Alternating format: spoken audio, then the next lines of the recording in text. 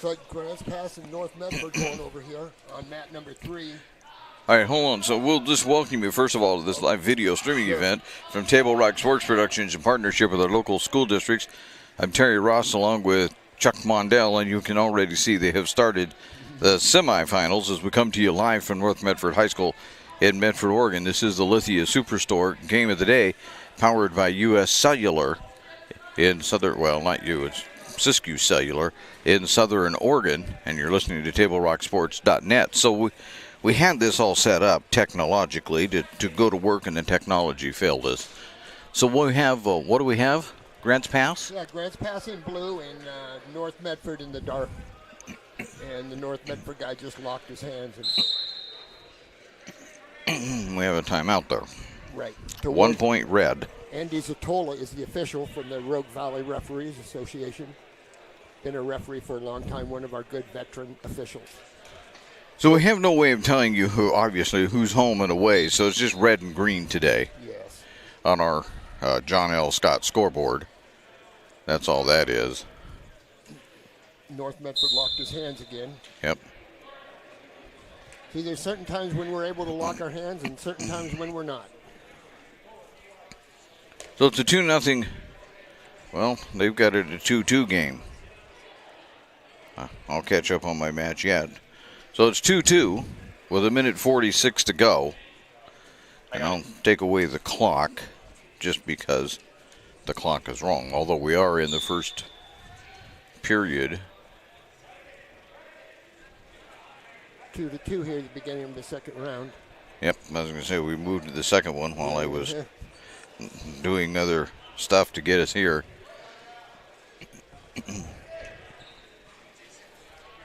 So Grants Pass is in green. Is the green team, the green points. Okay. That's the best I can figure this out. Yes, that's right. North is, nope. North is green? North is green. Okay. North is green. I'm sorry about that. Yeah, I can see it on the ankle. And yep, and Grants Pass is red, so. Right. Yeah, the red shoes is always a tough deal when you're calling points. Oh, illegal. Looks like something was illegal. About 54, these two. 13, these two. Okay. Yeah, and the numbers are on top of the pillars. Cool. 55, 54, 56. See that. Okay, so match 54 is also getting ready to start. Mm-hmm. And we'll get this solved. He's going to watch. Yeah. While I figure out where we're at.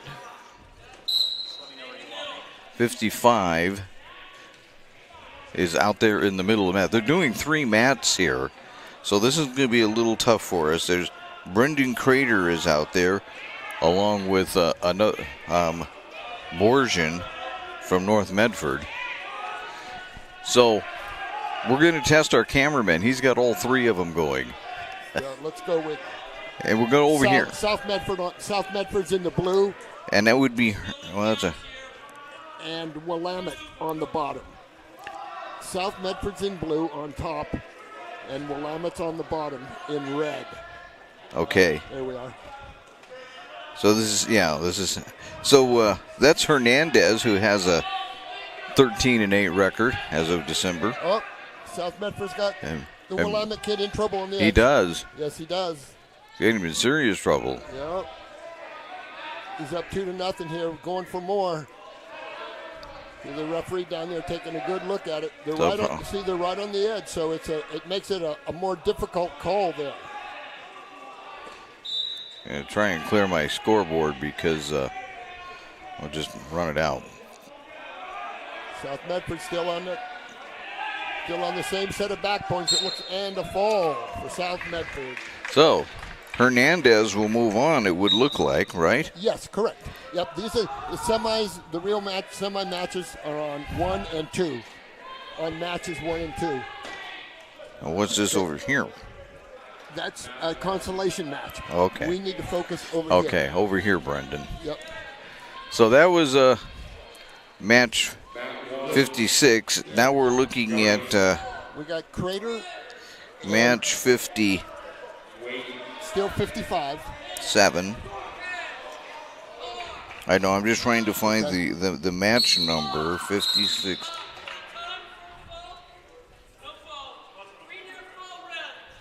Three near fall red. So I don't really know where we're at here. It's we're on match 57. Yeah, I'm trying to figure out who it is. It's Crater in the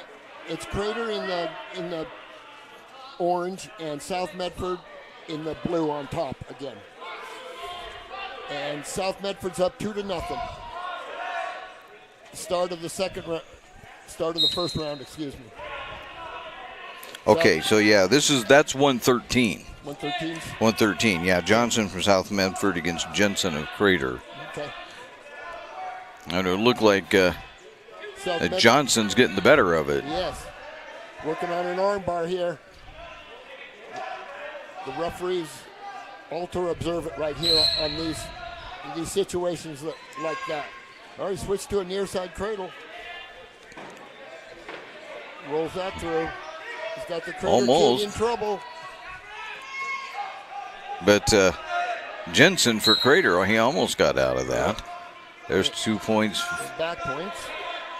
Make the score 4-0 for green. South Medford is green.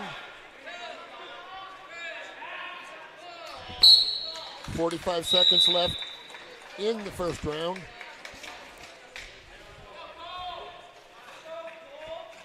Power half by the South Medford. He's got him over again. He's got him again. That's a tight one right there. Not quite though. Oh, not quite. Got to hold him on now. Not quite.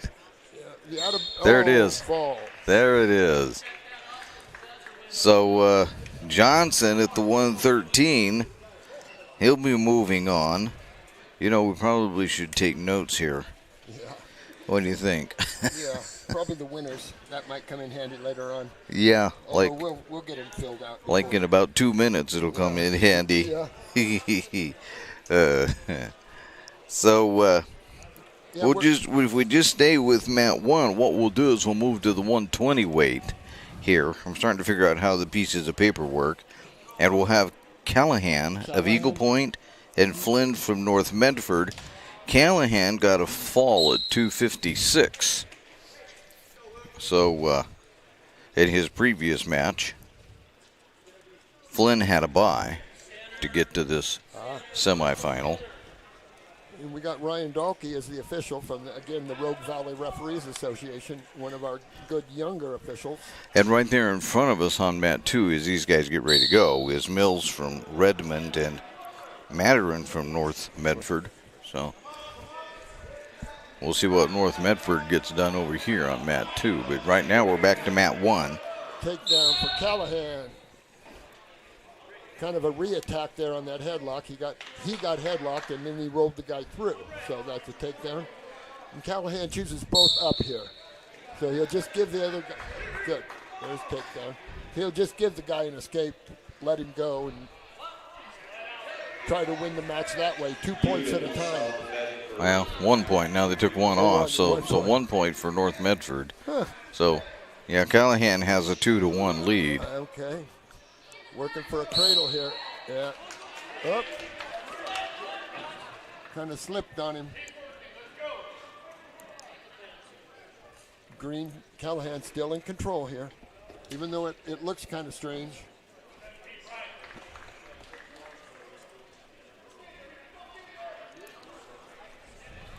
Just checking messages.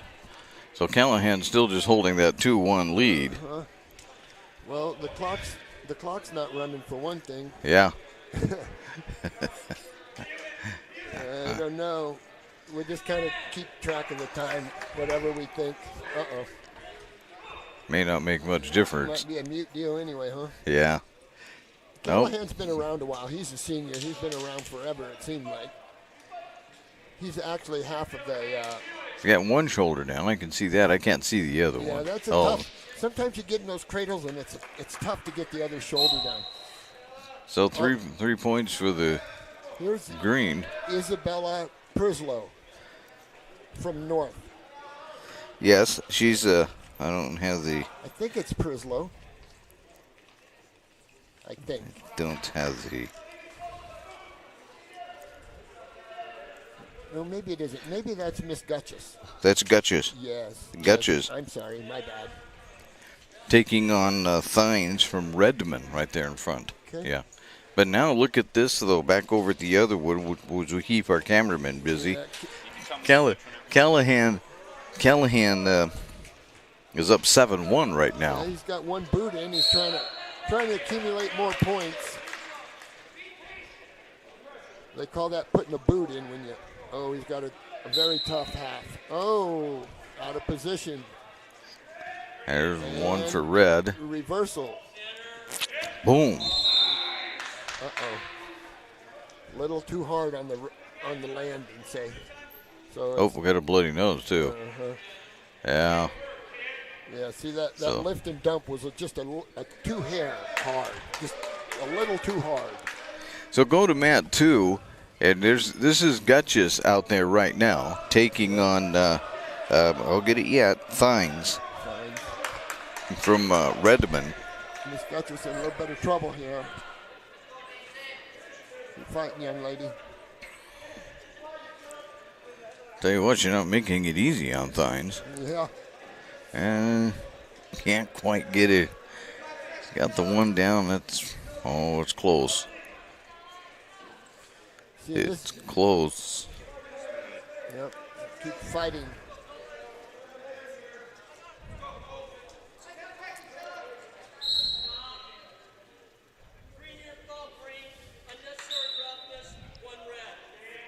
So there you go. Three for green and 1 for red, making that a 5-1 match. And Gutches is red.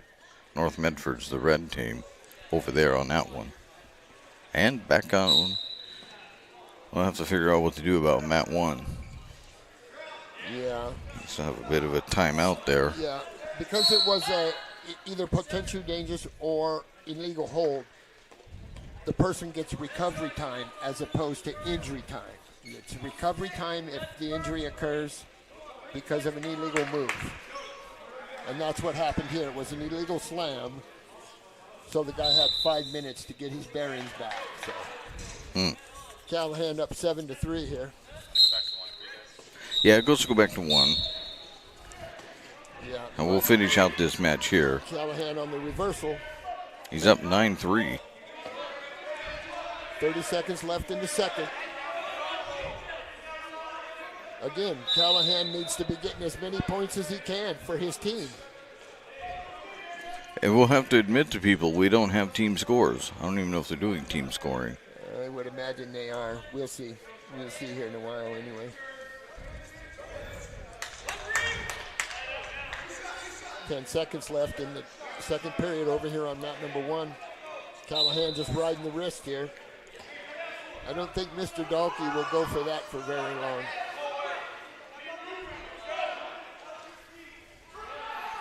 It seemed like we had the chance to catch a little bit to eat, and a couple of officials sitting at our table.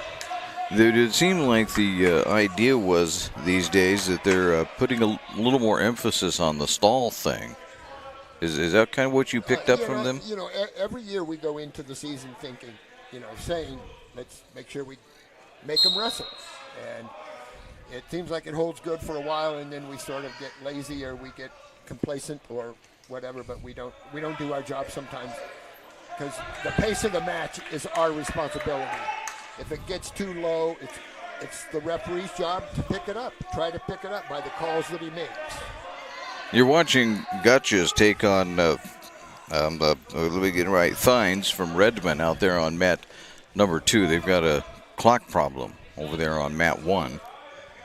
The officials' clock reads one thing, and I think the other clock reads something else. I think Mickey says one thing and Pluto says another. Maybe. I'm not sure. Possibly. We'll find out. Boy, they are taking a while, though. Lord. They got a clock problem, and they're trying to get it adjusted. Oh, is that what's going on? Yeah, see, I think that the main clock there we're looking at says there's no time, but the official's clock says there is. Right. This can't be good for either wrestler. I think their watch buzzes when the time is out. Somebody said something about.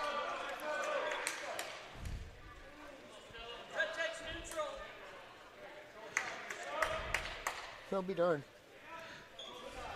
That's the first time out I've seen for that in my career. Syncing up the computers or something. Yeah, so we go to the third round here, but now we still have a clock issue. And it's trying to get, we want Green to make a decision here. Callahan takes both up here to start the third. All right, so we're back to mat 1 here. And Callahan in blue there has, from Eagle Point, has the 9-3 lead. A little ankle pick action right there for 2. And he's got Flynn in a little bit of trouble again, but not serious at the moment. But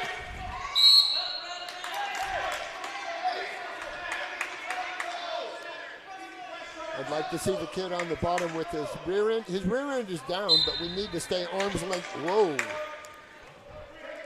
When we're on the bottom there, we like to try to stay arm's length away. There's Callahan on the near side cradle again. The referee's got his 5 count in there.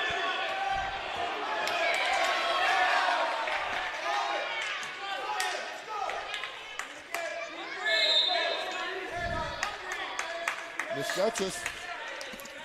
yeah, she's holding. Yes, Hold yes. on here. We'll finish off this match over here, though. Now we got blood again. So another injury timeout. So we'll go to mat 2 as they step out of bounds. But yes, Gutches has us at 10-6 with 33 seconds to go.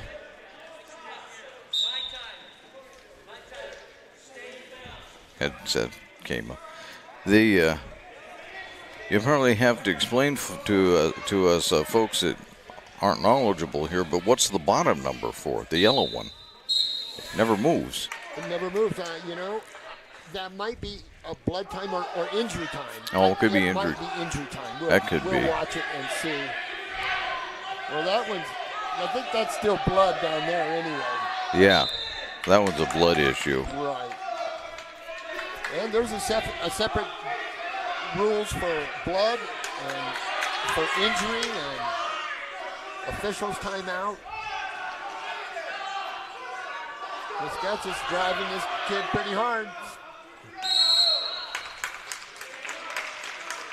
And what do we have here? It's like 10-6. 10-6, but A good fight. a Crater winning that one. Or not Crater, but Thines. From Redmond, it looks like. Yeah. Yeah. We got a minute to go over here. Well, it says the second round. And now it's a consolation match over there. Here, these guys are ready to go. Yeah. Third round. We only got 47 seconds in this match, though. Callahan has it well under control. Yes, he does.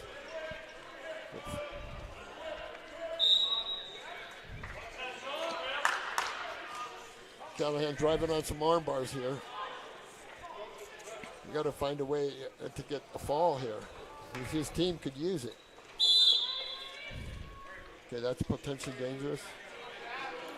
And just getting started in front of us, but we'll catch up with this one later, is McEwen?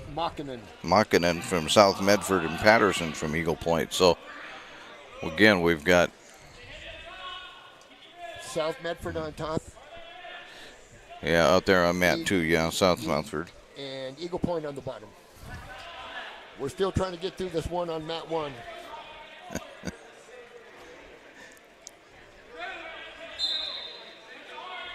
It looks like the red is. Oh no, the red is time. Yeah. Yeah. We'll watch the yellow ones and see what they do. Mr. Makinen.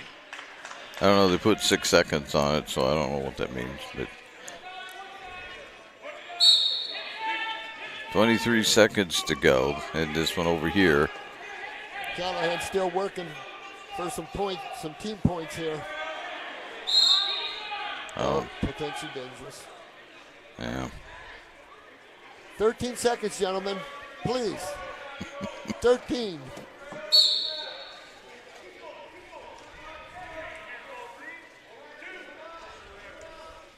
Callahan running that armbar again. The referee getting real concerned about this. Well, it's over. So he can relax.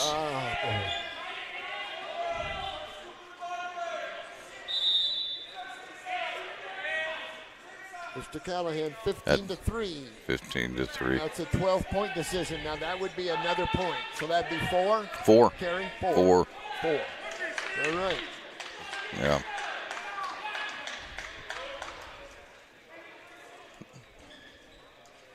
Markkinen up 6-2 here. Markkinen's been around a while. I know that. He lost a tough one a couple nights ago to Sheldon.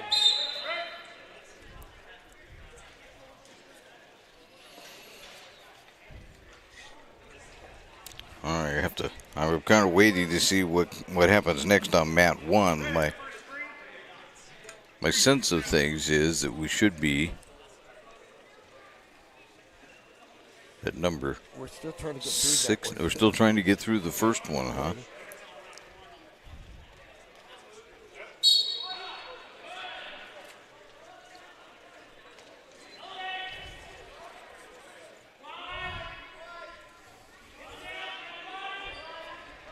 Oh, yeah, that was only the second round. Oh, so this is the third one. We got one more. One more. This is some kind of Guinness record, I'll tell you that. Callahan should have pinned him a half hour ago. That's how they started the match right there. Takedown, back points. Well, I get one more and he'll have 5 points for his team. Is that correct? Yeah. Yeah. Yeah. If he could figure it out in the next minute 30. He's got that already. The only reason they're still going is because he's on his back. If it was regular wrestling right now, I think the match would be over. But because he's on his back, that they let it go and see if he can get the fall, because it does mean a point difference. Man, I can't imagine that's the fall. And right in front of us, we just didn't even make hardly note of it as we watched the other one, but Markkinen won his match. And do we have Dora?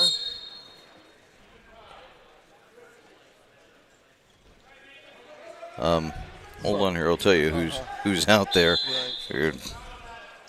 Do we have Rays from North Medford and Dara from Grants Pass? Yep. Dara's in blue, North Medford's in red. The usual traditional red block. And then we have, if I got to go back on my page now, we have Ostvik from South Medford. I think I got his name correct. Yes. And Powell from Redmond. Yes. On mat 1. Brandon Ostovik, South Medford's in blue on top. Probably the favorite in this match. Probably. Powell would be? No. No, Ostovik? Ostovik, yeah. Been around a while. Has wrestled quite a bit. They both won their last match by a fall. I see. So. But it's already 2-0 in favor of South Medford. Yeah, see, Braden's got to get the fall here. And match 66 is also started right in front of us. That would be, like we said, Reyes and Dara going at it. North Medford has the 4-1 lead. And start injury time. And that one's over. That one's over. That was over. Ostovik with the fall. 55 seconds.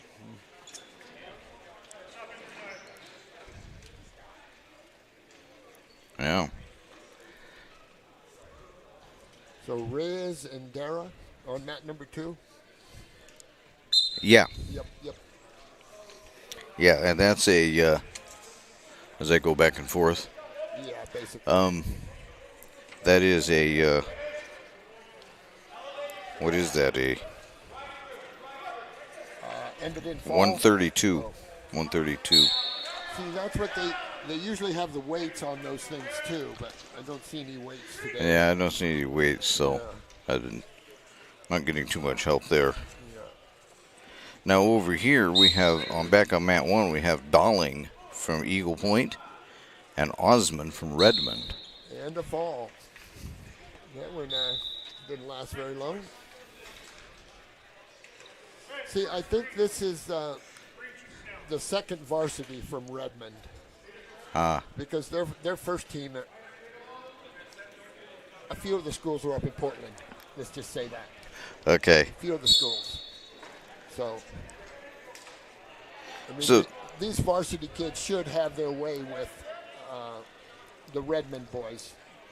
Because the Redmond kids are just the junior varsity kids. Oh, I thought that match was over. But I think it is. This is a new one. The new number 71. Yes, somebody won. Now keep up, Ross. They really do flip through these things quickly. It's Redmond in red and Eagle Point. So we have Brown the third from Eagle Point and Bigelow from Redmond. That's 145 out there. Oh, rolled him right through. No, he didn't. He's back. And a fall. Wow. Unbelievable. Wow. That was in match 71. Okay. That was Brown that did that. Mr. Darren's in trouble here on mat number 2. We're trying to keep up with multiple pages and multiple maps, so forgive us as we talk our way through this. Yeah, we got Eagle Point here on mat number 1. Eagle Point and Grants Pass. And that should be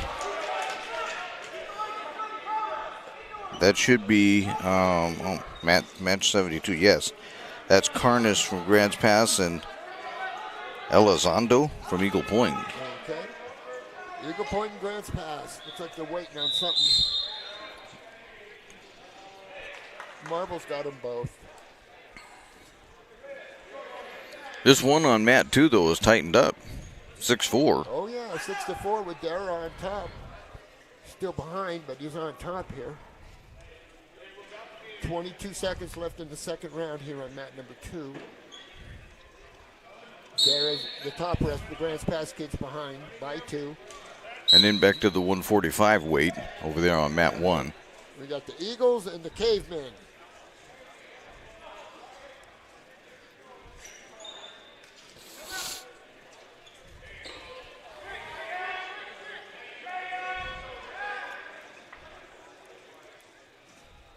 Stay in the middle, gentlemen. There's 2 green. 2 green, yep. Grants Pass. So Grants Pass takes a...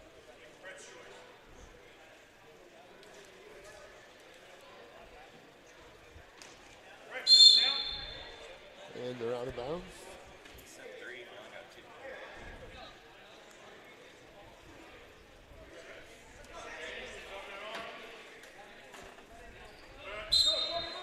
Oh, see, they reacted to the whistle on the next mat. So the referee just absorbs that one.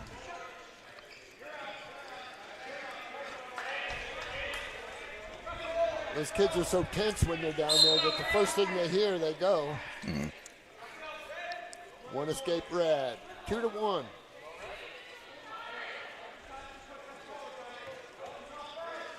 Maybe Reyes was injured there, but he seems to be okay.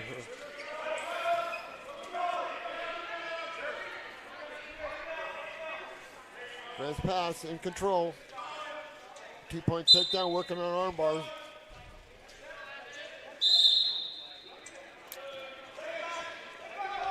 Stop the clock for headgear. Headgear, yeah.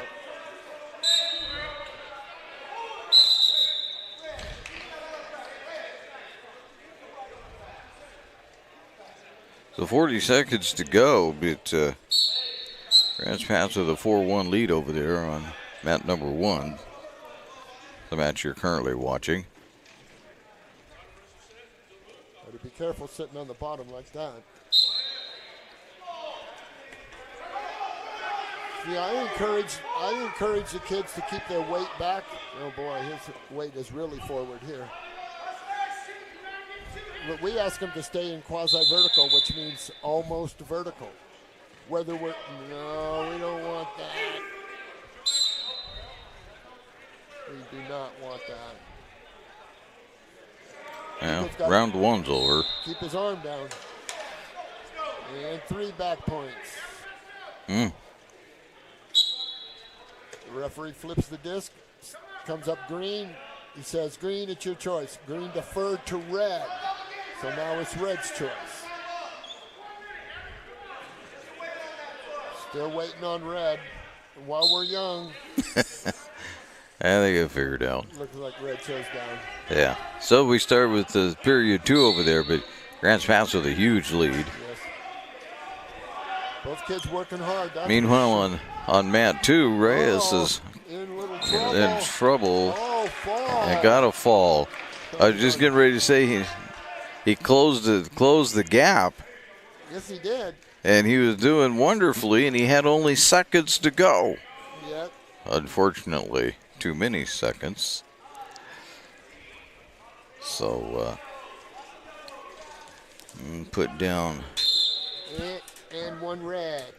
Dara will be moving on. All right, that takes care of 132. So, at 138, we are just getting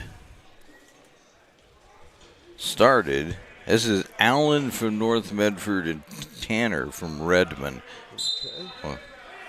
But you're still looking at mat number 1, which is a 7-2 lead right now for Grants Pass. Green skipped behind him there for 2. And 9-2 then. There's a minute to go here in the second. Eagle Point's got some work to do here. Unfortunately, he's getting rather extended on the bottom. Even though we're not watching it on camera, Allen from North Medford just scored 2. Grants Pass still working on the Eagle Pointer down there. Grants Pass is up 9-2. 30 seconds to go. Referee got a 1 count in, say. 1 count doesn't do it. You get to a 2 count, then you get 2 points. You get to a 5 count, you get 3 points. That's pretty close. See, less than a 45, we get a pretty good look at it there. The referee got a 1 count in again. You can have 1 counts all night long. It's not going to do you any good. You need a 2 count. There we go. And then you see how he holds the points down. Stop the action and. And over here, Allen won his match. Oh. Getting a fall. Looks like Green shows both up here on mat number 1. 12-2 for Grants Pass. And while Chuck keeps you informed of that one, I will interrupt every now and then with Fisher from Grants Pass and Copeland from Eagle Point going at it in the 138 division. Grants Pass 2 takedown. He's 14-2. All right, now it's the kid from Grants Pass's job to get the fall right now. He's already up enough in points. He's got to work for that fall. And Fisher from Eagle Point just got a couple points. Taking an early 2-0 lead. Oh, well, they took the points off the board. Grants Pass riding Eagle Point hard. There we go. On mat 1. Both kids working hard.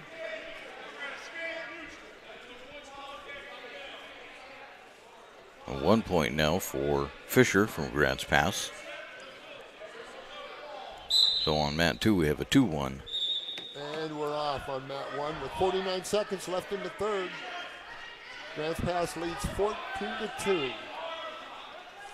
The reason we're keeping track of mats 1 and 2 is because the winners from these 2 will go to the finals, which is what we'll be looking at here when all these matches are done.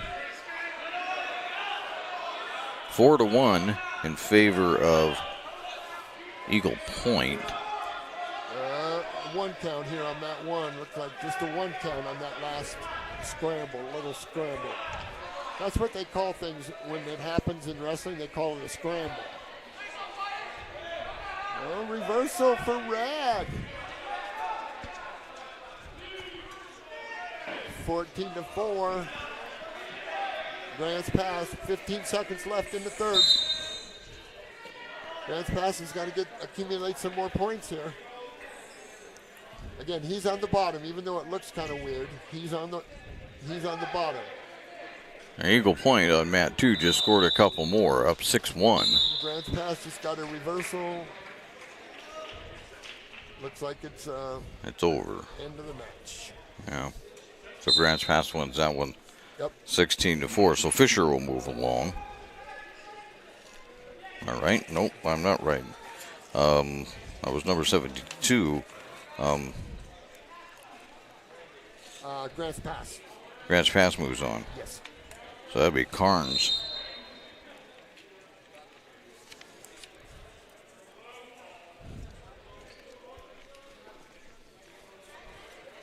So that'll bring up match 73 coming up.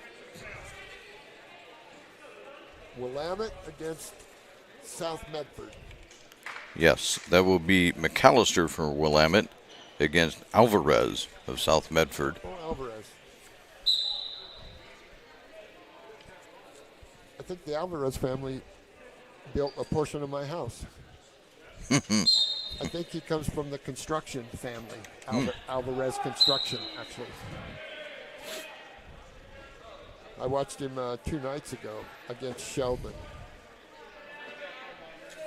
Yeah, we're starting to get up into the heavyweights here. That's a 152 that you were looking at.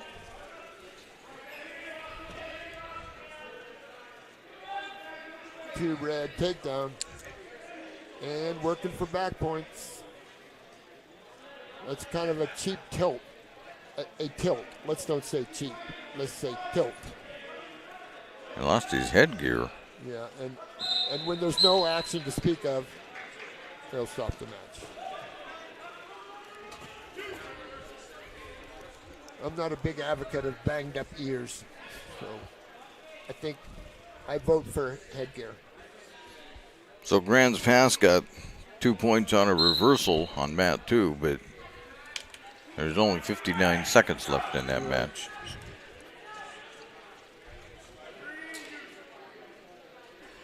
Green gets another one. Another little tilt here on mat 1. The referee taking a look at it, giving it a count. 5. See how he's keeping the points down there until the situation has changed. Because we can't have him getting the same back points for the same move.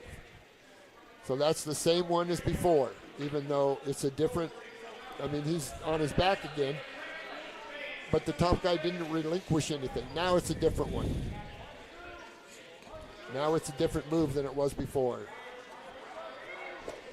Ball.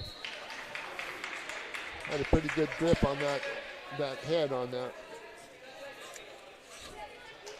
So was that Willamette or Redmond? I think it's Willamette. Yeah, that's has to be Willamette. Yeah. There's actually, I think, South out there, but that's a Willamette win. Right. And then you'll be watching Valdez from South Medford and Garibay from North Medford going at it.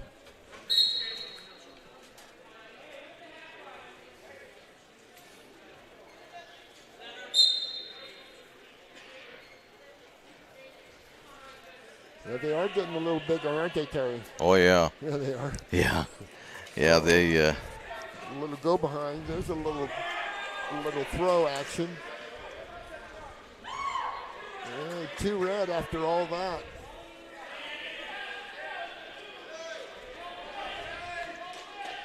North Medford's the red in the black uniform with the red anklet. Has a 2-0 lead.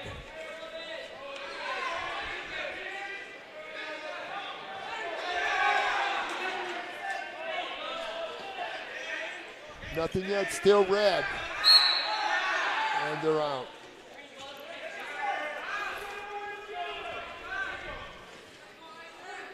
Still 2-0 North.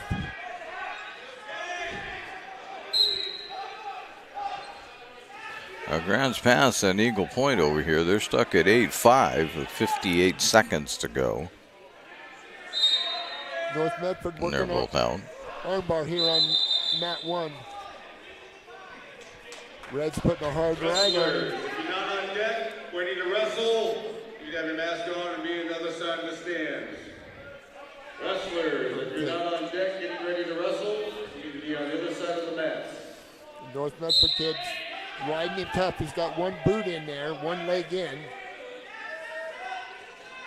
Trying to work for some points on the edge there. Yep, the bottom man just picked up a warning. A fist in the air is a warning. And that was a warning green, bottom man. Oh, that's back points. That'll do it for Eagle Point on mat 2. He just got a 2-point takedown, so that'll 10-5 lead with 7 seconds. And we got 2 back points red over here on mat 1. We're out of bounds. Scores 4-0 red. Start the second round. I guess we got one more round to go over here, so we're third round. Nope. Eagle Point wins that one. South Medford takes down here on mat 2. He's behind 4-0. Gave it a good effort to get to his feet. That's what I encourage the young people.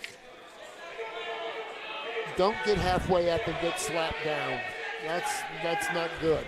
This is called a spladle right here on mat 1. That's a textbook spladle, it's called. It's a cross between 2 moves. And a fall.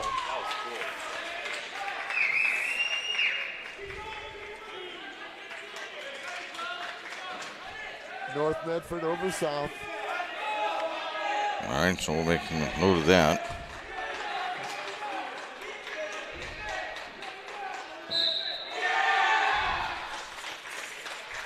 Okay, so over here on mat 2, where you got an empty moment, this is Dosher and Flores. Dosher from North Medford, I would assume. Boy, I haven't seen the red uniform like that. North Medford. Up to the 160. Where we got a North and Grants Pass? Yeah. Yep. And then on down here, we're going to have the other 160 in a moment. That will be Rowe of North Medford against Britton of Eagle Point. One of these young men will punch his ticket to the finals later on today. Yeah, well, as soon as we get done with this match. We're going right into it? Yep, this is semifinals right here on mats 1 and 2. So these winners will all be moving on to the final. Well, there's a 2 takedown red. North Medford up 2-0 here. Meanwhile, in the other 160 that's happening out there, I have to figure out what I'm doing here. North Medford's in red, so Grants Pass has the 2-1 lead. That's Dosher. Hope you're getting his name right. Always love doing tournaments. You have so many names to figure out in seconds. Right. You hope it comes to you, huh? Well, I try to remember my phonics from first grade, but that, I had a tough time in kindergarten, let alone first grade. I hear you. It's tough on me. Oh. I laugh. My parents told me that I almost flunked kindergarten because I was no good at nap time and sharing cookies. Exactly. I tell people I'm better at nap time, still not good at sharing cookies. That's right. I got the nap thing down though. That's right. Took a few years. Looks like North Medford up 6-1 over here on mat number 1 with 30 seconds left in the first. Again, North Medford's got to pile up. Just one green for stalling. Injury for red. 8-3 here, North Medford. 10-3. It's turning into a takedown fest down here on that one. North Medford in red and Eagle Point in green. Saved by the whistle.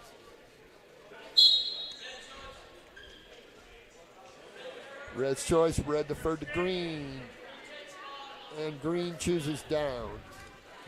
Boy, Rob does a good job of explaining what's going on. It's taken me 2 years to get him where he is, but no, just kidding. North Medford on top here. And over on mat 2, North Medford has a 4-3 lead over Grants Pass. That's Dosher from North Medford that has that lead.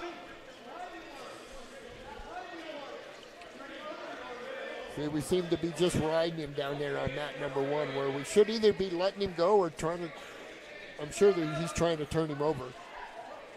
Dosher increased his lead to 6-3 on mat number 2.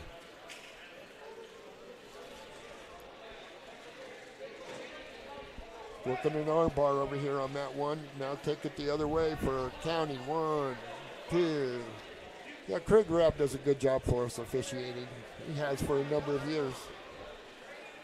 All these guys here do a pretty good job. For one thing, they have some of the best wrestling in the state to deal with. 8-3, by the way, for Dosher. Oh. Yeah, there's a reversal, so it's 8-5 now. And there's a fall on mat number 1 for North Medford. So North Medford will advance at this weight. So that's Rowe that will advance. May end up taking on his teammate in the final. Is that right? Well, Dosher's up 8-5. Yep. Flores maybe has a little something going. Oh.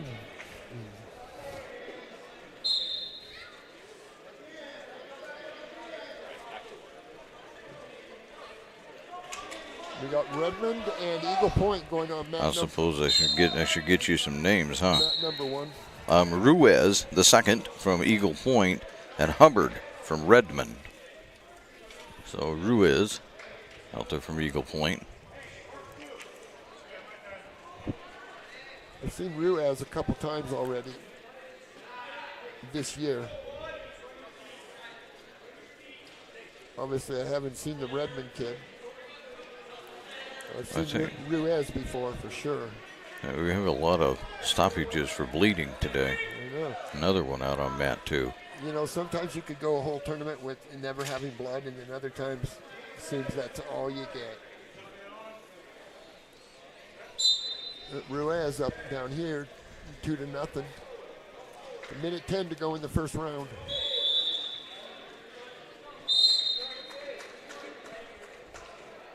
Ruiz working on the arm bars. Eagle Point in green on top here on mat number 1. A minute to go in the first. 2-0. Eagle Point working on an arm bar here for more back points. Pretty close, nothing yet. And Dosher will go into the third round with a 9-5 lead over Flores. Ruiz got a little high there. 2 green back points. And still green. Watch the referee will point and say that means who's in control. He's pointing at him to let the crowd know. See, he's still telling this is still green. And Flores just scored a couple of points on the other mat to tighten that one up to 9-7 with a minute 25. Yeah, the Eagle getting some back points on the edge. It might be a fall. Lordy.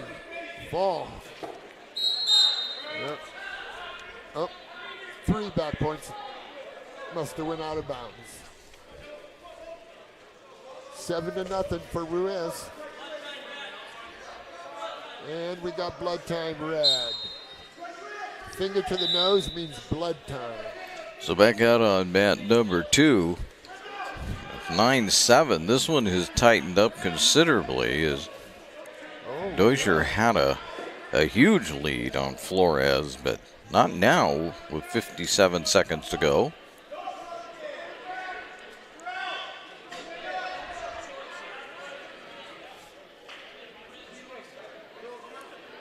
Flores looking for a couple to just get to a tie here.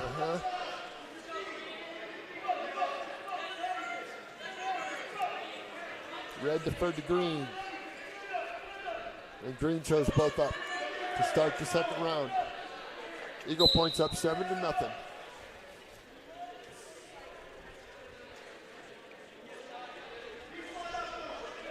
Oh.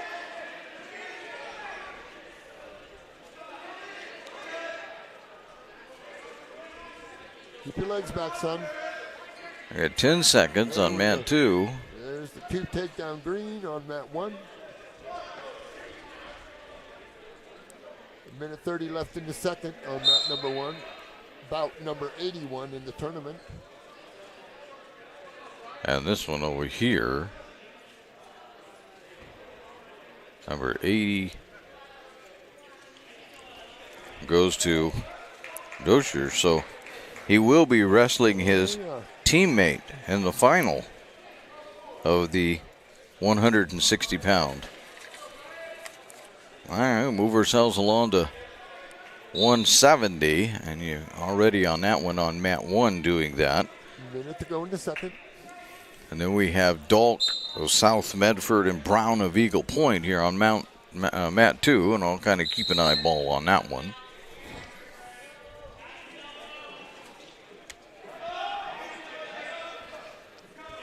Ruiz up 9-7 or 9-0 here.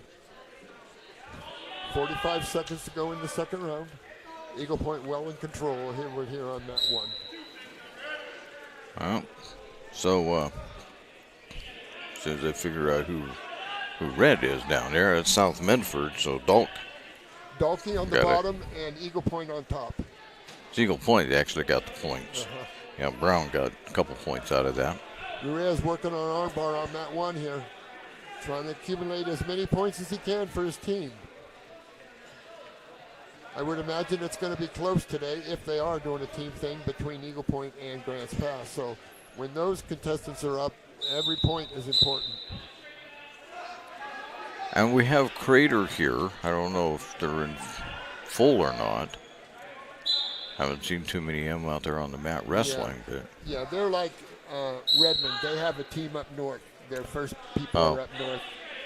And the remainder of the junior varsity are here.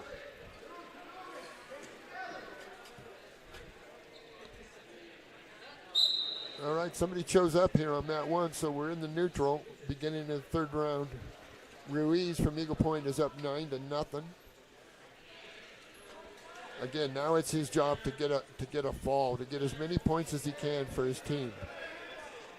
Because, like I said, I truly believe that if they were keeping track. Are these tournaments a good indicator of where you are as you get ready to go into, tournament action coming up for? Yes, because of the individual aspect of the sport. It's a team deal, but there's individuals, and you just measure yourself. I mean, what you need to work on, what is working well. You probably don't need to spend much time on, but things you need to work on. Everybody's filming nowadays, so there's a lot of film out there on people. And it does make a difference whether we have kids on film or not, as far as studying what to do against them, what might work with them, for them, or against them. Dalkey entered round 1 with a 2-0 lead and chose to be on the bottom after Eagle Point deferred. In mat number 1, Ruiz is up 11-2 with 50 seconds to go in the match. Eagle Point's up 11-2. Bout number 81. For you track wrestling fans out there. Yeah, we had that set up, and then Is it what I did to it? Did I break it? No. No. It's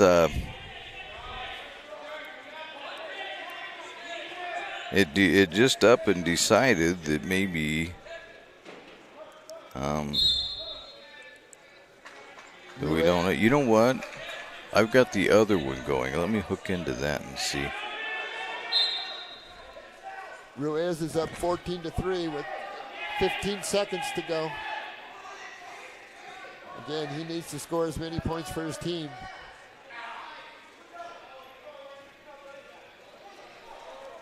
I don't know See, a lot of times these kids don't understand that these things can come down to a half a point, 1 point, half a point. Kids don't understand that until they end up either on the good end or the bad end of a half a point tournament. You wrestle for 2 or 3 days and it comes down to a half a point.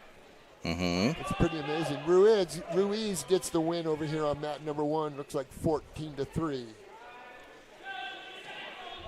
So he'll get a few points for his team. A good effort. That was a good fight. Both those kids.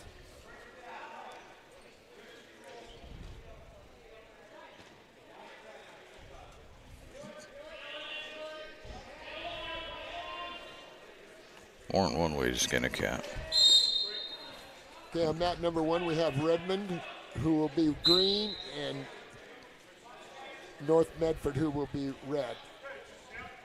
Bout number 84. Not sure the weight, but bout 84. North Medford's red. Redmond's in green. Redmond is green.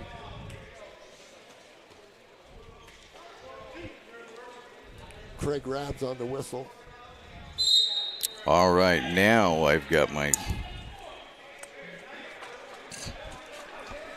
pad working right.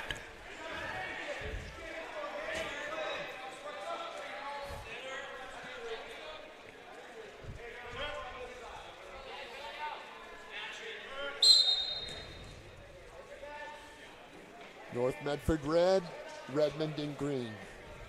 We're just getting acquainted out there on mat number 1. Yeah, the mat 2 is running just slightly behind as Copeland is up 4-zip. Redmond in on an attack, re-attack by North. And that is McDonald for Redmond and McDougal. Oh. I should give you the piece of paper. Yeah, I can't see it quick enough anyway, I don't think. Oh.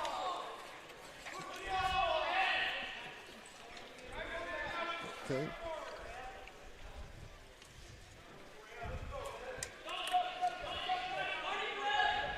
McDonald. A warning red here. McDougal picked up a warning for stalling. No, excuse me. A warning for stalling. I'm sorry. Haven't settled a doggone thing yet, Terry. Mat 2, Copeland is up 4-1.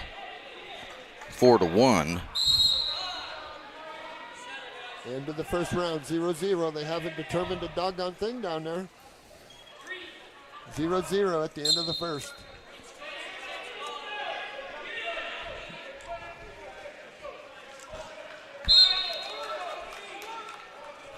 Right now, McDonald's down on mat number 1 and McDougal on top. at the moment, Copeland and Noble teammates going at it on mat 2. No, I take that back. They're not teammates. It's Dalkey and Brown. South Medford and Eagle Point. McDonald's up 1-0 here on mat number 1 over McDougal.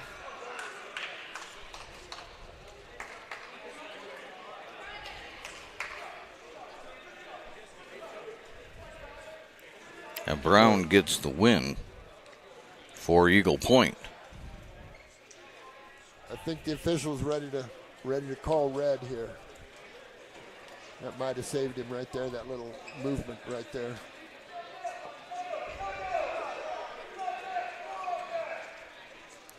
I can tell the referee's getting ready to. And now the teammates come out. Excuse me. Make a call. Oh, Copeland and Noble. Jimmy Copeland and Vincent Noble are going at each other. Redmond on the attack on mat 1. Can he keep it on the mat? No, they're out. Nice little scramble right there. 42 seconds left in the second round. McDougal behind 1-0 here.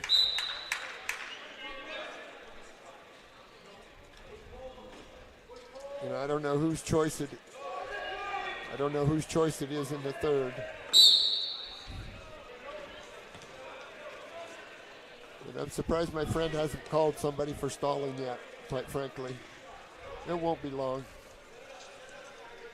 See, that's what's tough when there's a little action mixed in with a little stalling. That's hard sometimes. But like I said, as an official, we have to do it. That's part of our job.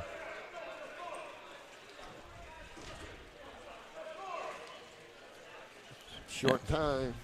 Individual points a little harder to come by now as we get to these heavier weights. Yes.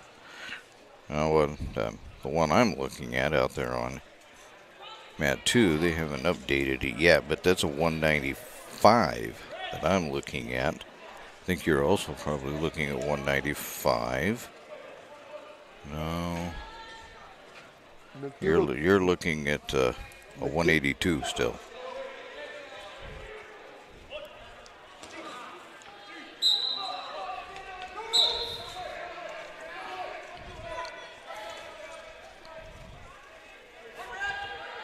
All right, we're all tied up. 1 point escape for McDougal, and we're all tied up here, 1-1.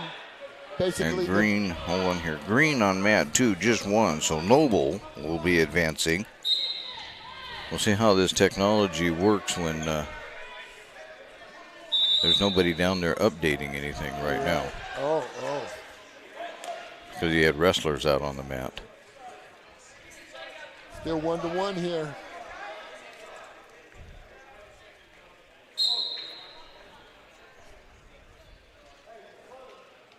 Minute 30 left in the third. We haven't settled the doggone thing. It's one apiece down here. McDonald and McDougal.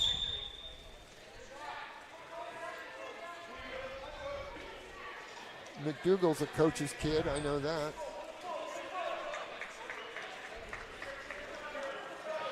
And, see, pretty soon we have to do something about the activity level.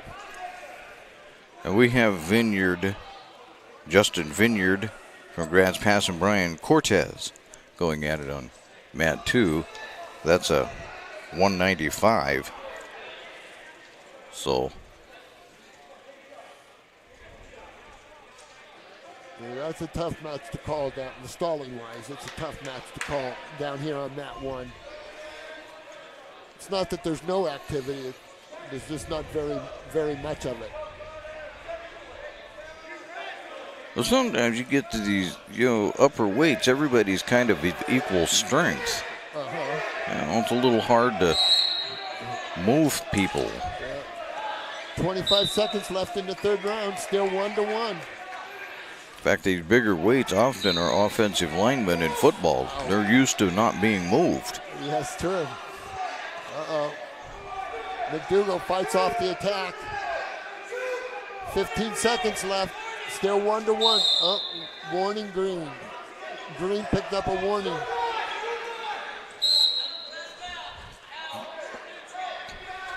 Five seconds left. It's 1-1. We might have our first overtime of the day.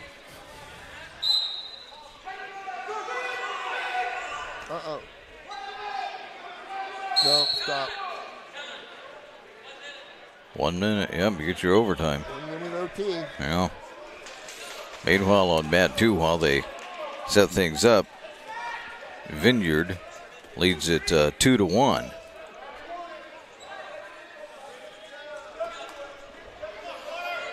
Here we go, overtime, 1 minute, remember. We're introducing ourselves to a great website called Track Wrestling. It's, I notice they tell me who's red. Yeah. So, I don't have to think so hard. Exactly. All right, McDougal. And Cortez just scored 3 points, so now Cortez leads this one 3-2. I would do anything for 3 points over here. It'll happen here in a minute. Huh.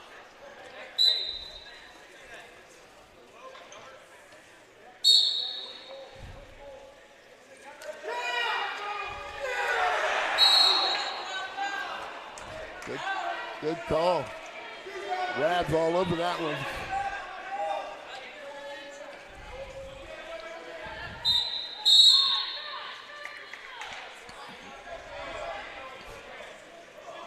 20 seconds left in the 1 minute overtime period. I think the fans will get a kick out of the other overtime part of this once we get there.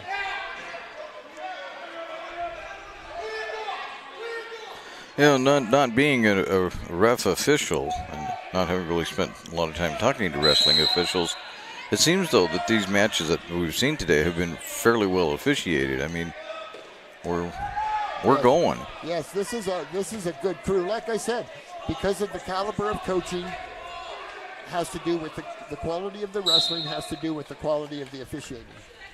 And usually the wrestling leads the way, and then the officials kind of gather up momentum over the years behind it. And just winning that one was Red Okay, on mat 2. So that would have been Vineyard that just won that one by fall. McDougal's ahead of this one 2-1, but the other guy will have his shot at the bottom next time in 5 seconds. Time. It's Green's choice. Not sure what happened to match 89 on my page, but it went away. I have 88 and 90, so I don't know. I'll get somebody at the computer to update things. Uh-oh. 2-2 with 20 seconds to go in the sudden victory. I got to be careful because I know the officials will go back and look at this and critique every word that we use. So tell them to be merciful. I know it. I do. Uh-oh. McDougal in on the attack. Time. 2-2. So in the 220 out there on mat 2 right now, we got Gowan from Crater and Brown from North Medford. Okay. Now, Terry, if he gets away, he wins. If he doesn't get away, the top guy wins. Okay. I'm pretty sure that's what we're doing now. Gets just 30 seconds. Yep, just 30 seconds.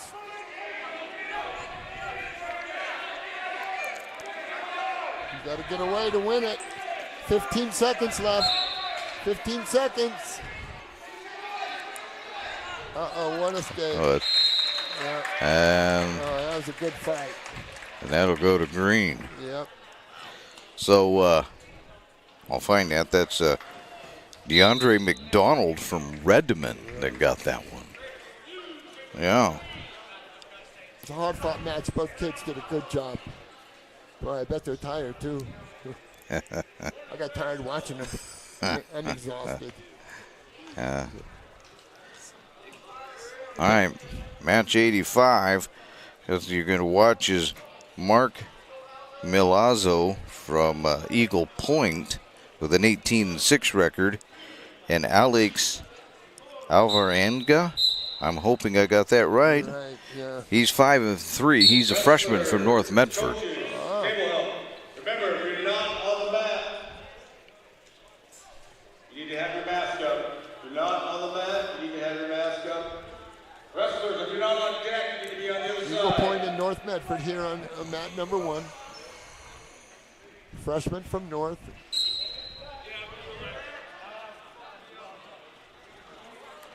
Yeah, I think we got the big boys out there on mat 2 right now. Oh, yes, we do. 285. That's Matthews from Eagle Point and Davis from Grants Pass.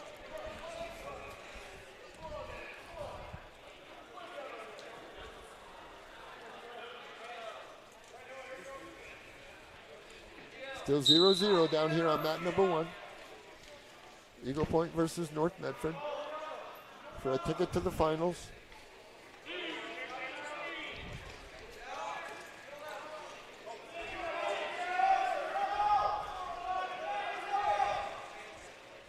A minute to go in the first. No points. No points have been scored. And over here we have a 2-0 lead for Eagle Point. Matthews with that lead. I thought, yeah, warning red, stalling. Takedown. 2 green. So red picked up a warning and he gave up a takedown. He's behind 2-0. 20 seconds to go in the first round here in bout number 85.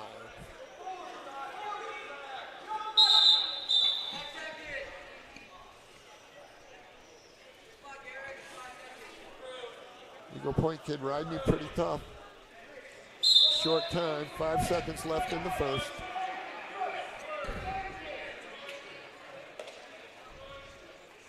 And time.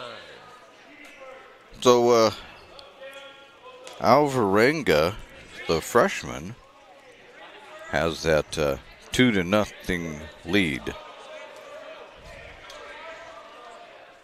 If I have their... No, Eagle Point's ahead, 2-0.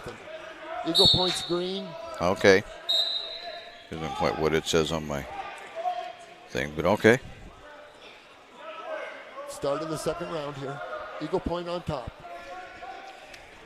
On top on position and on top in the score, 2-0. Working some arm bars here. Uh-oh. Young kid got his arm too high and That's a fall. it. Yeah. Oh, and a fall. And a fall. So moving on from Matt is Mark Milazzo. And that one also looks like it Yeah, it ended in a fall also Yeah. for South Medford. Is that right? Or is it Eagle Point? Eagle Point in Matthews. in green. Well, no, that was Matthews, I think, that just won that one. Yeah. Trying to catch up with all the matches.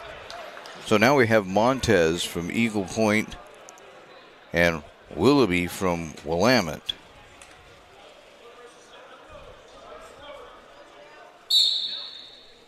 And on mat number 1, we have Redmond and South Medford.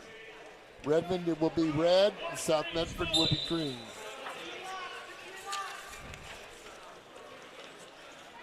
That's Moala from South Medford and Ketchum from Redmond.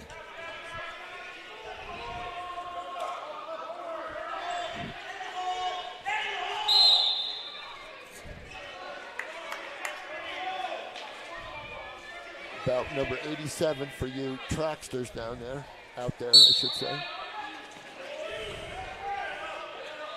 And the other good wrestling site is Flow, F-L-O-W, Flow Wrestling is another one that the kids go to and stuff.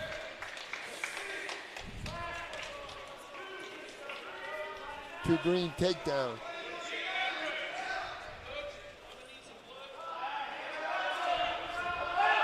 To take down South Medford with a minute to go in the first round.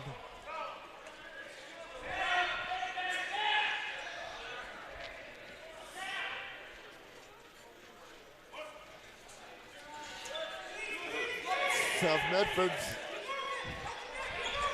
got a cradle, and he got 2 back points out of it. Makes the score 4-0 for South Medford.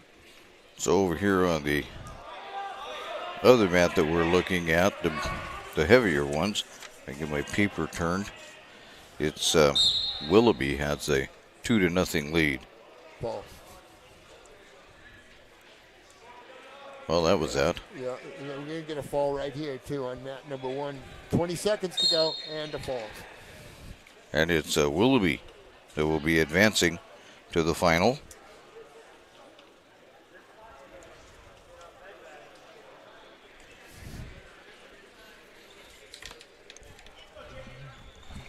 Goes to consolations now. I can see that.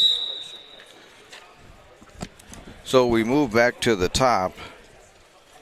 The top, whatever that means. We're in the consolation now. We're doing consolation right now, yes. We're just trying to figure out. They call it number 94. Oh, 94 is over here. Oh, I see. Yeah, right. Yeah, they'll be out this side now. Yeah. These guys.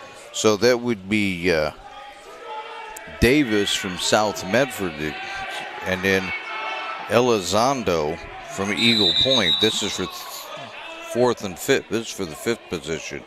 Okay. Ryan Dalk is the official on mat number 2. Mat number 1 is John Valdivino. And Matt, yeah. We got a North Medford in red and South Medford in green here on mat number 1. Bout number 95. So this is actually, I was wrong. This is Davis then that's wrestling over here against somebody from North. And Elizondo and Siagen, sorry, I don't know how to pronounce the name there correctly, from South Medford.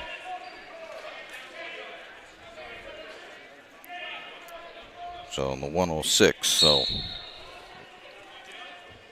this will determine who will wrestle for third and for fifth. There you go.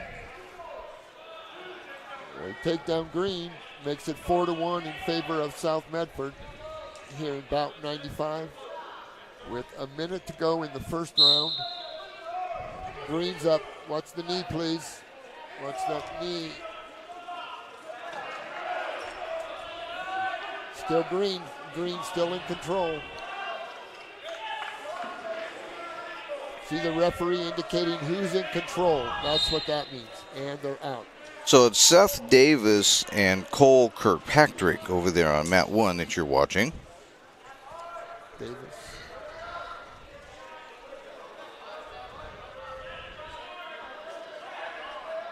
As will just be on 2 mats more or less from here on out. Yeah.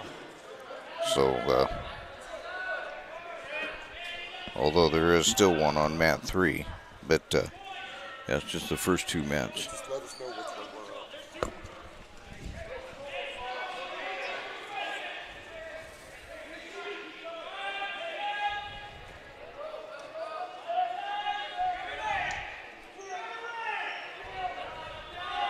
South Medford on the attack here on mat 1. 4-4 on mat 2 is our score. 5 seconds to go in the first round here on. And notice that these rounds, this first round is 1 minute. In these consolation matches, the first round is a minute, and the other 2 are 2 minutes like regular.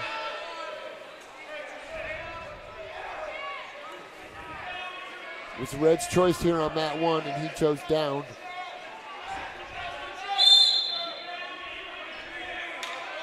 And 3 points right there at the end, put up by, make sure I'm on the right match. 1 red escape. There we go. By Sayajian. South Medford's up 4-3 down here.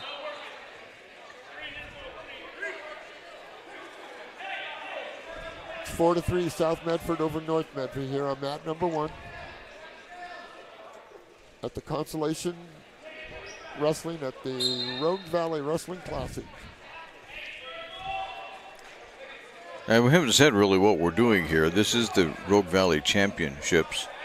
And they've had about, my understanding was there was about 10 teams that were going to be here today. Right. And so that's what this is. South Medford gets another point on mat 2. Should be up 8-4, yes. So that's what it is. It's the Rogue Valley Championships. Semifinals, well, Consolation out there in front of you. Winner gets to wrestle for 5th. In fact, that's what we're watching right now on both mats. North Medford up by 1, 5-4. A minute 40 to go in the second round here on mat 1. North Medford going for back points here on the edge.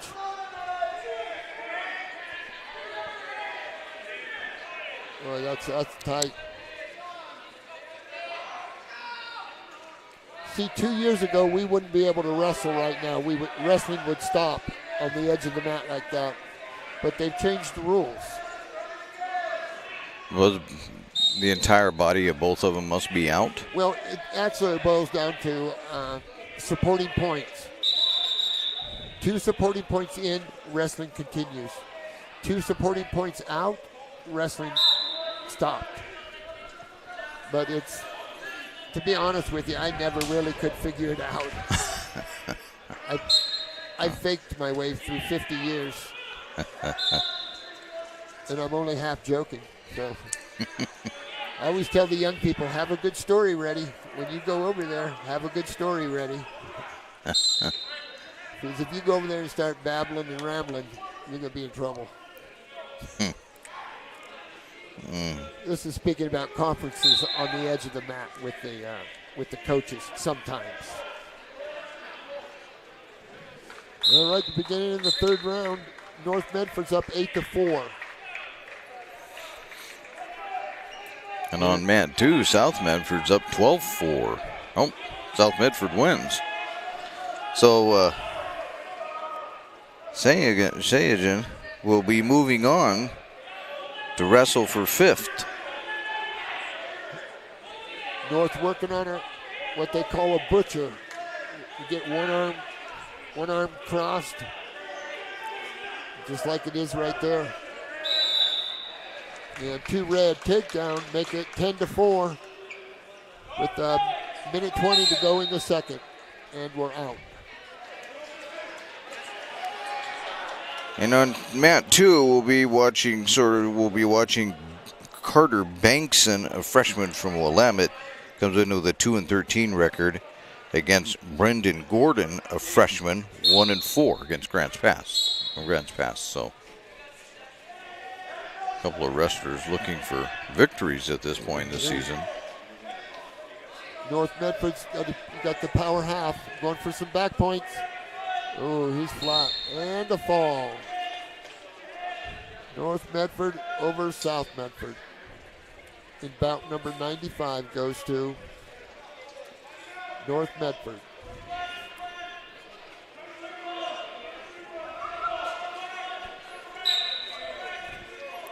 Over here, still it's 2-0 as Grants Pass has the lead. Championship and then 3rd and 4th. Oh, we got all kinds of papers. Awesome. Yeah, Oh, look at there. Really? All right. You got 100 papers. See, the kids were supposed to. Oh, I see. These are bouts. Oh, these are bout slips. Oh. Yes. Oh. Okay. This is who will be wrestling. Yeah. They notice these first rounds are only 1 minute long. First rounds are 1 minute, and the next ones are 2 and 2. Looks like we got North Medford and Willamette. And North Medford's got them in trouble.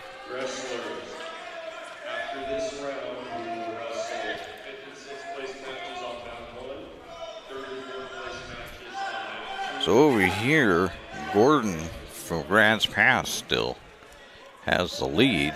He's in a little bit of trouble right now.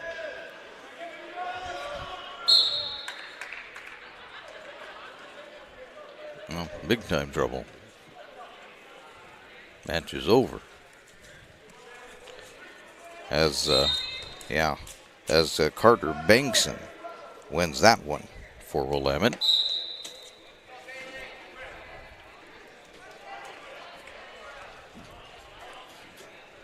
8-0 for North Medford down here on mat 1. Closing in on the end of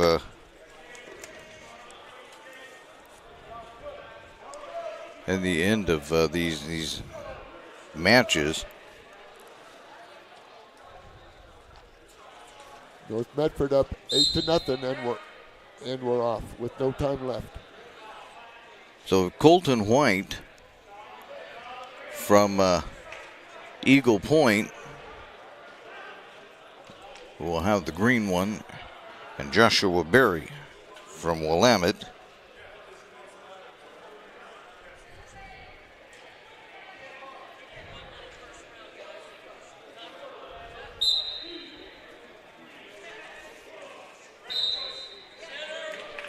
We got a ways to go before we actually get to the finals.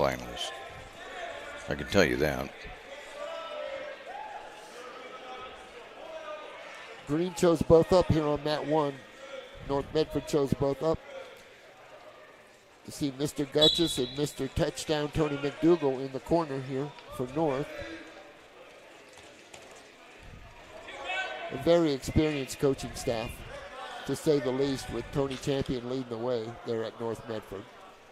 Barry from Willamette gets the early 2-0 lead over Gordon from, did I get that right? No, from White from Eagle Point. Some good scrambling going on here on mat 1, Terry. Good scramble. Keep wrestling, boys. 2 takedown Green.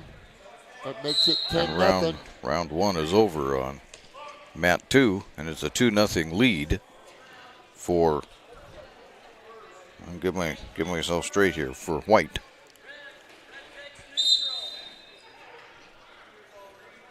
Or take that back, for Banks and for Barry.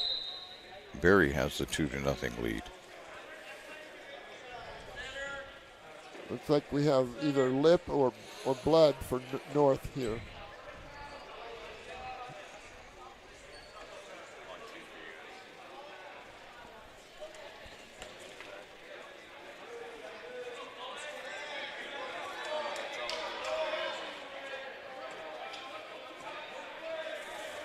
Finals are scheduled to start at about 3 o'clock. Oh.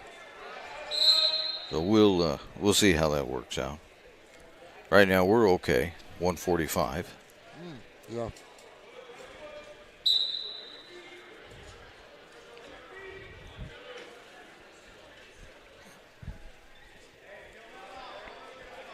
Not much going on. 2-2 on mat 2 as Barry and White go at it.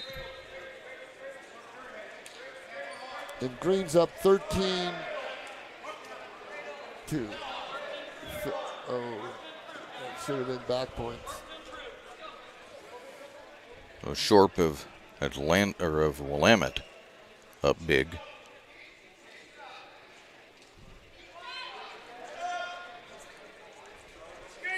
One red escaping. We're neutral here.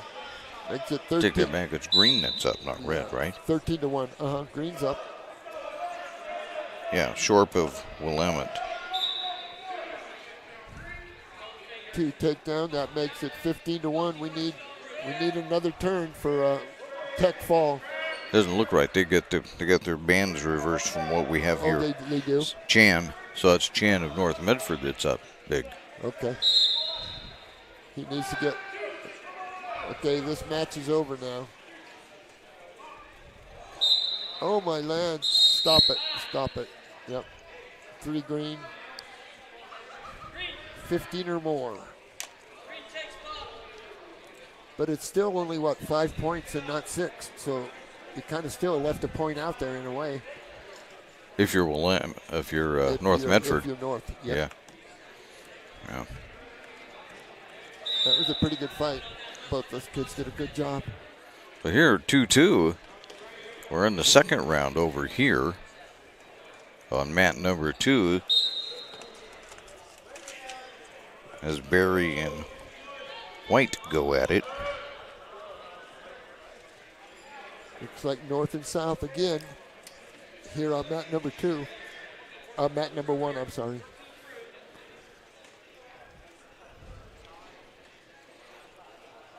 That would be South Medford in blue and green, and yeah, they reversed it on me. So it's Baker. It's actually wearing the red one. Caden Baker from North Medford and Evan Curfey from South Medford.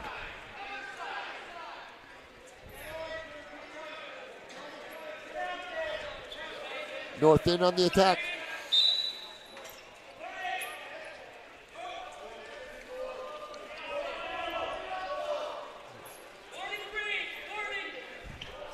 That's a 132 over there on mat 1. That's the wrestling weight. Bout number 99. On mat 2, we have a 126 going. Uh-oh. Looks like this one. Look out here. Look out. Hold on. Yeah, good. Potentially dangerous. Stop him, Dave. John. There's a good bit of defensive officiating right there. Because that could have got ugly, and it didn't. So that's a good thing. So give Green one more point over there for they locked hands. Oh. Into the first round here. We haven't settled a doggone thing. 0-0. Green's choice. And Green defers to Red. So now it's Red's choice, and Green will get his choice at the beginning of the third round. Pending nothing strange happening.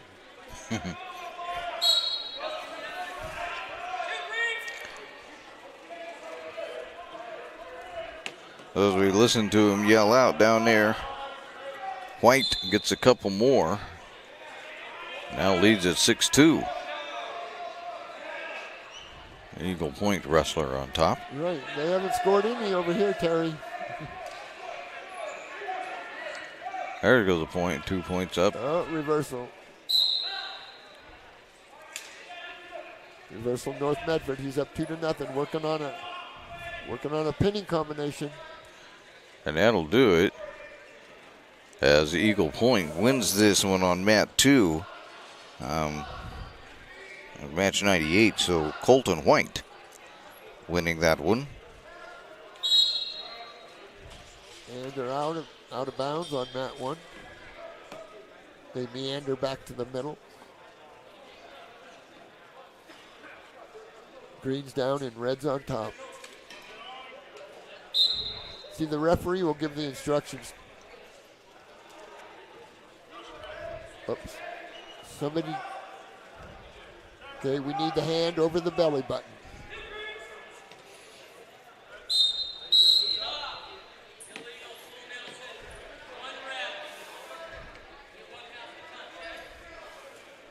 Man, two. It's quickly 2-1 between Aiden Swanson of Grants Pass and Hayden Alensis from North Medford. That's a 138 that's going on there. 132 is on mat 1.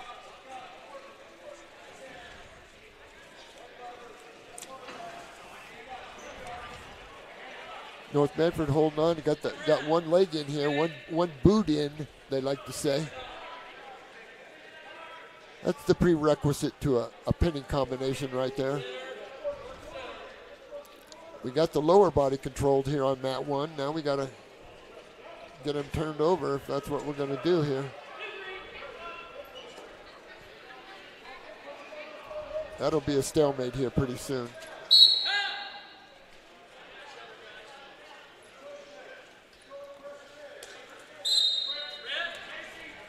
Yep. End of the second.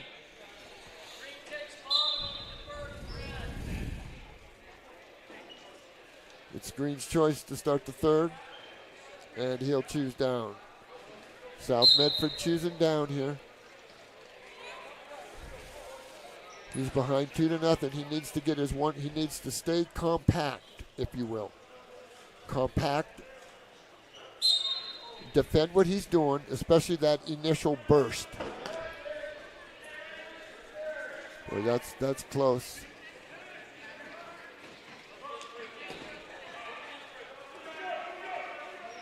That'll get him a couple. Nope, 3 back points. That makes it 5-0 North Medford. We're just hanging at a 4-2 score over here on mat 2 right now.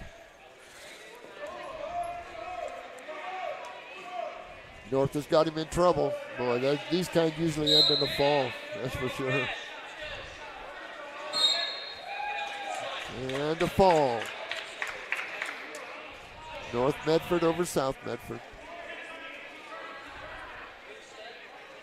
Good sportsmanship out there. I like to see that.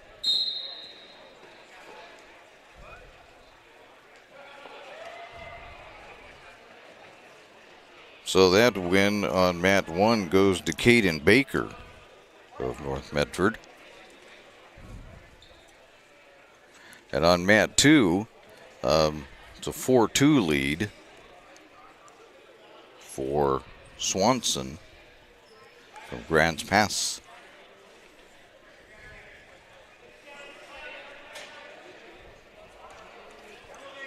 We'll take you back to mat 1, and this is Caden Dunn from South Medford against Casper Christensen.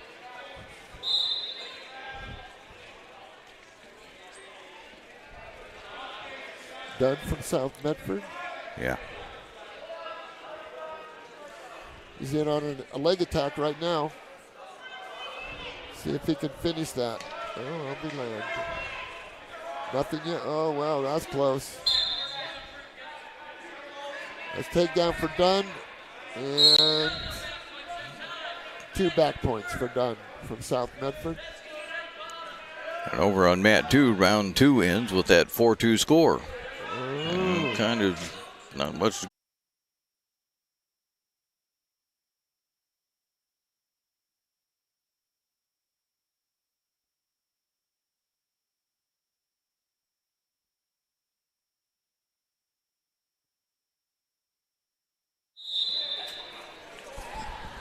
All right, so our computer decided to fail us for a moment, but we're okay. We're back. And we've got still basically consolation bouts going on. Over on, well, that would be mat 2, is Wesley Parks from North Medford and Caden Miller from South Medford. So let us refresh and see if we can get this a little more accurate here. So on mat 1 right now we're looking at Forrest Clark from Grants Pass. He should be the green. And Joseph Garbiden from Willamette.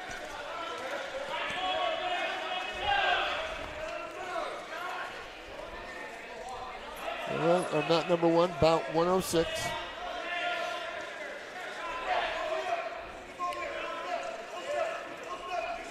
Willamette scores the first takedown here. We'll know when they get to the finals because they'll take a break, is what they told us. So we'll finals are like about what, 137 or something like that. So we're a ways off. On mat 2, it's a 7-2 lead for Garbiden from Willamette. At least that's who they say is out there. Forrest Clark from Grants Pass.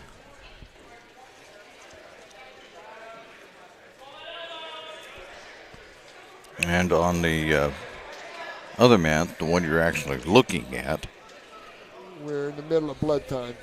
that was mat. Mat 2 is actually Wesley Parks from North Medford and Caden Miller from South Medford. That makes a little more sense when we look at their varying uniforms. Right. Here on mat 1, we got a 4-1 lead for red. So Grants Pass is behind 4-1. And that's a sorry, I missed that. That was over so quick. Yeah, it didn't take long. I think it was a South Medford. Well, I don't know. So going out there right now for for Grants Pass is Vladimir Mendez Chavez against Cash Wellman from Redmond. Still in the middle of blood time here on mat number 1. And 6 points for red. Not sure what happened there. It was a quick fall, I believe. No, they didn't even No? wrestle. Oh, It was they just a didn't? forfeit. Oh, it might be a time limit thing. Oh, they raised somebody's hand? 6 points. Oh, there you go. Good. So I don't know what that was about. Well, that moves us along to about 108, I think. Maybe not. I'll have to wait and see. We have major cleanup here on mat number 1. That's one thing they're concerned with is the cleanliness of everything. We have kind of a bad rap to start with, you know. Any negative thing they can bring up or say, they usually do.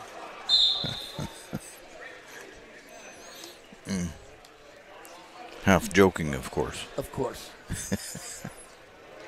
Half joking half the time. And when we refuse to tell you which half is what. That's right. Yeah. I tell the kids, I'm behind you guys 100%, 50% of the time. We have timeout on both mats is what the problem is here. We've got, not sure what the situation is. They're just cleaning up from blood. On mat 2, they've got a long discussion going. We should have match 109 out there, about 109, but seems to be a long discussion about whether that one's going to happen or not. I think it's a time thing. They have to wait at least 45 minutes between goes. Well, no, we should have 109 coming up right now. Oh, I see. Should be Braden Shotley and Noah Hyatt. But there is no 109. They're in round number 2 here on mat 1. The guy got in trouble. GP's in trouble here.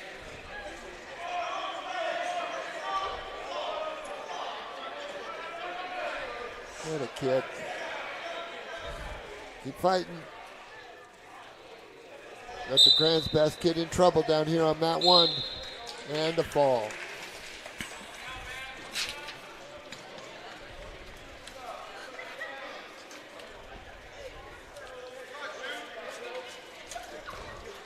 And that's Willamette winning that one. Joseph Garbadin. We've got more papers right now than we know what to do with. Good grief, we feel like we work for the federal government. I know, I hear that. That's a good one. Match 109 apparently is not happening. Got bout number 106 down here on mat 1. That one's over. Do we have about do we have about 110? I'm wondering if we've made it to the end. They just didn't tell us. Possibly. There are no matches, no bouts left on mat 3. Okay. So. Time wait. Time wait. Yeah. They're real sticklers about that. You can imagine. So how long are we waiting? Well, you have to have 45 minutes between your last match. So whatever, I don't know what the time is, but everybody's looking at their watches. So. 45 minutes before we start the finals? I don't know if we're done with the consolations or if it's just. There's 2. What's that mean? Where's that? Mac just held up 2 fingers to somebody. I don't know. I don't know either. Well. Let's listen to DJ here.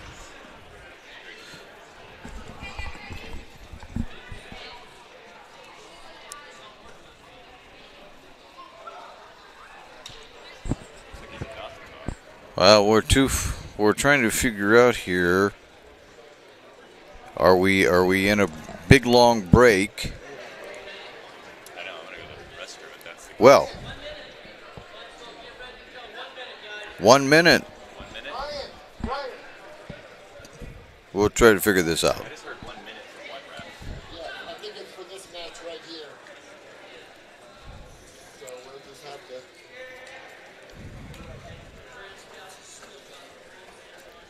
Well, we'll have to see because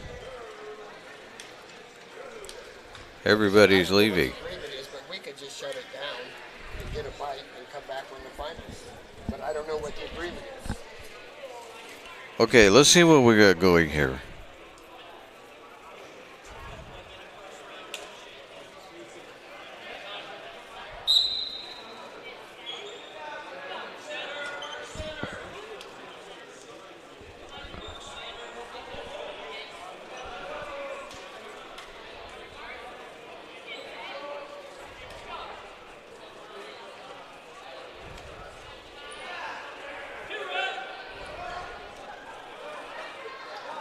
Few points for Redmond here on mat number 2 in what says bout 108.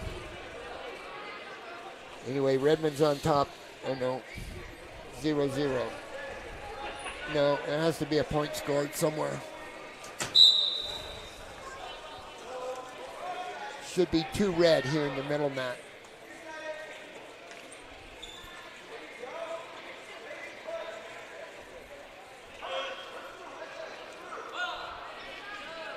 Ball.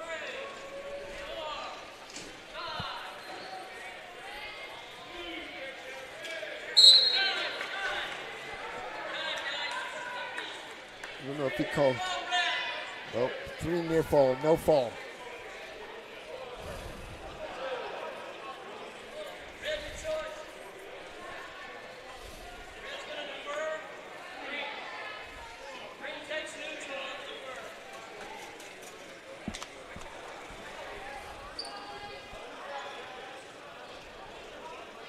Redmond up 3-0 here on mat number 2. And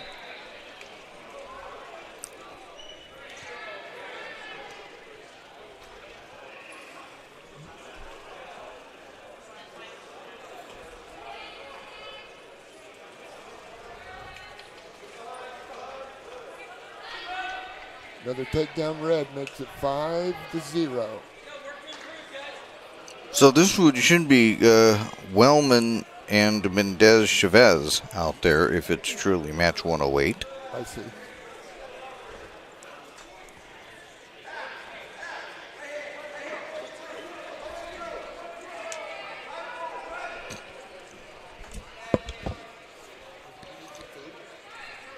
Are you going somewhere? Yeah, we have a place to go. Oh, yeah, I'll go with.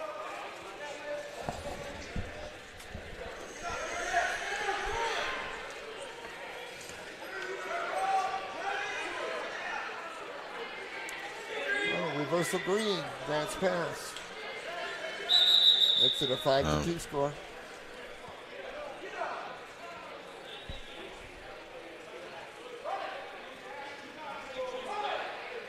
Working on some back points, Grant's pass, working on some back points here.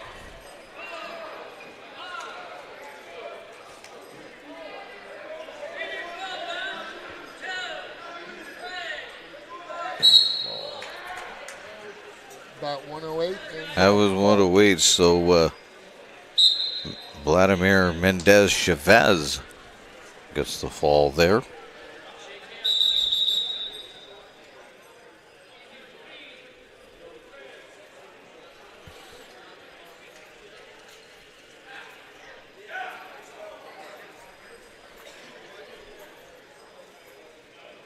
About 1:10 on mat 1 is on its wait time.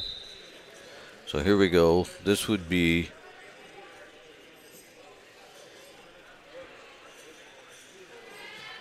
this will be about 1:09 when we get there.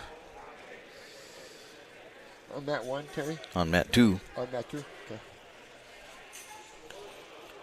Braden Shotley from Crater and Noah Hyatt from Grants Pass. 220, that's the weight division.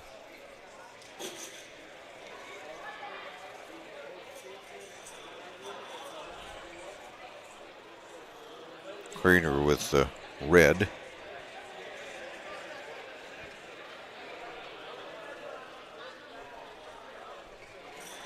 Yeah, sometimes things move kind of slow this portion of the tournament. Well, we'll get to a point where they're going to declare a very long timeout. Yeah. Because the finals aren't supposed to begin until 3 o'clock. We should be almost through. Well, we are almost through this section. This is the last bout on mat 2. And that's the last one coming up over there on mat 1 before we get to the finals.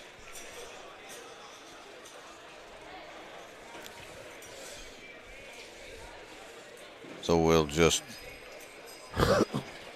They're getting the medals out now.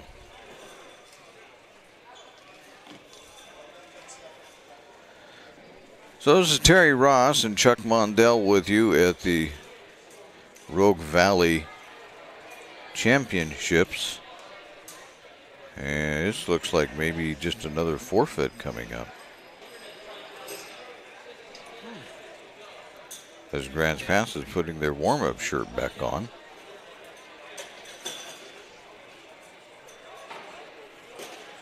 Either that or we got a really long wait going and these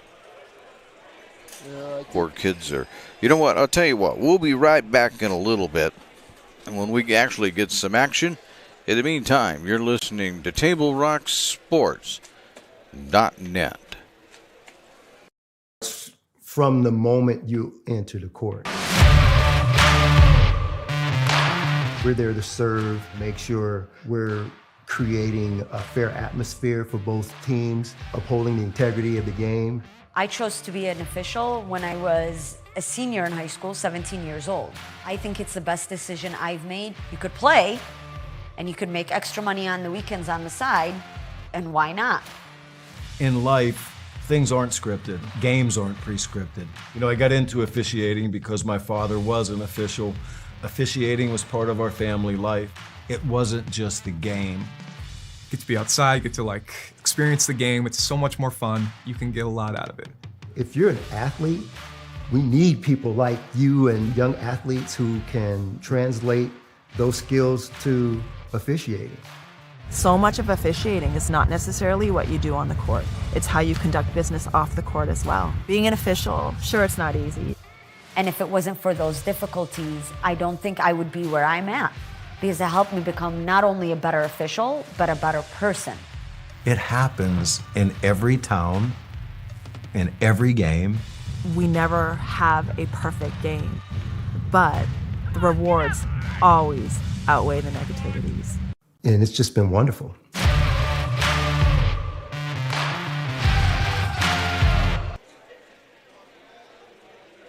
See it on national TV all the time. They tell us that funerals can average between 7,000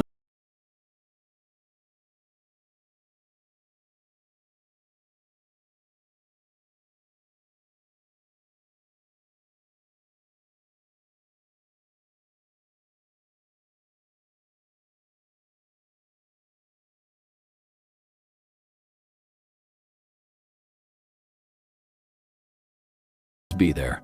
The Start Something New sales event is going on now at Lithia Chrysler Jeep Dodge of Medford. We're stocked up on a great selection of new vehicles from Chrysler, Jeep, Dodge, and of course, Ram trucks. Choose from our great selection of new Jeep Grand Cherokee L 4x4s. Test drive a new Ram 1500 and see why Ram is Motor Trend's back-to-back-to-back 3P Truck of the Year. And remember, we've added the convenience of test drives from your home and an online process to purchase and deliver your new vehicle. Get a Start Something New deal on every new vehicle in stock, only at the Lithia Chrysler Jeep Dodge of Medford Superstore.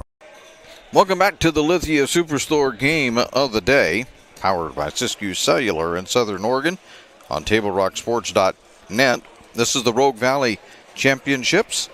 I'm Terry Ross along with Chuck Mondell. We have been here for some time now, and we're watching the end of the consolations to determine who goes for third and fifth and all those kinds of things. And right there's a fall. 3. Nope. Didn't get it. As Hyatt from Grants Pass gets the 3 points and now leads at 5-0. And that's the end of that period. think that was the first one. So now we're in the second one. We're still waiting for the match on mat 1 to start. It should get there.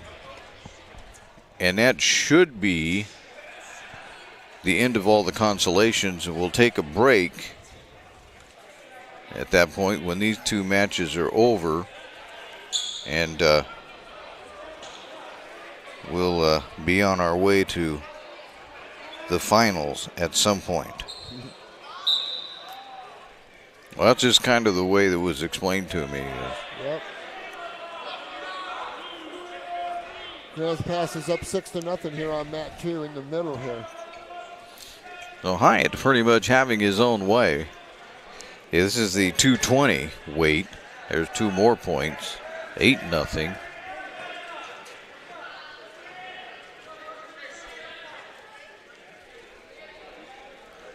Okay, we can't have a lot of laying like that. Yeah, get out there. There we go. Grants Pass has got Crater in trouble down here. Yeah.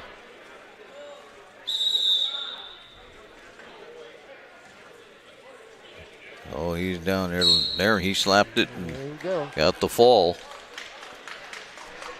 Yeah, so Hyatt wins that one over Braden Shotley.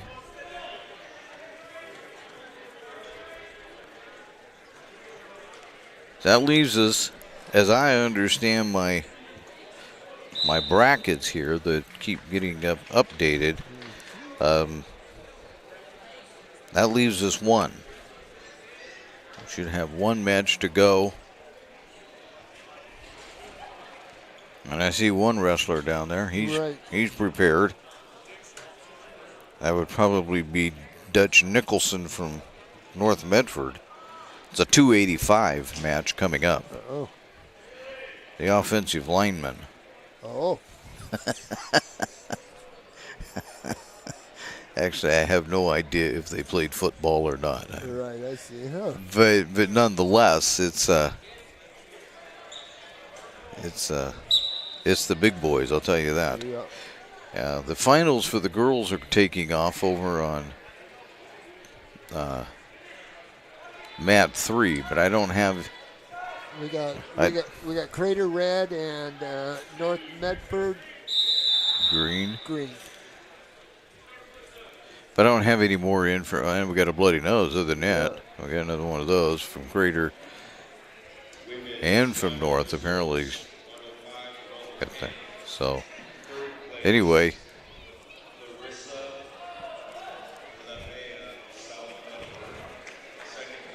Looks like we're getting about ready to go here on mat 1. Yes.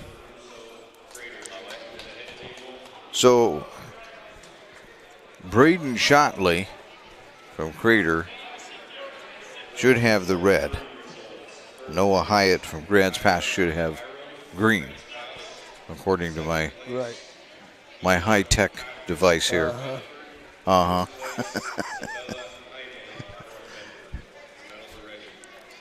For all of you younger people, Chuck and I are old enough to just chuckle about that, I'll tell you right now. That's right.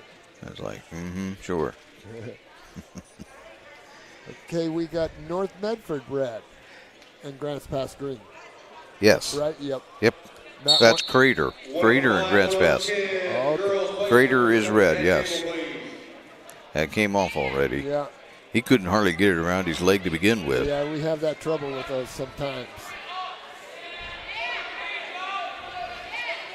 I don't think it'll make any difference. I think the official pretty well has it figured out. Sure.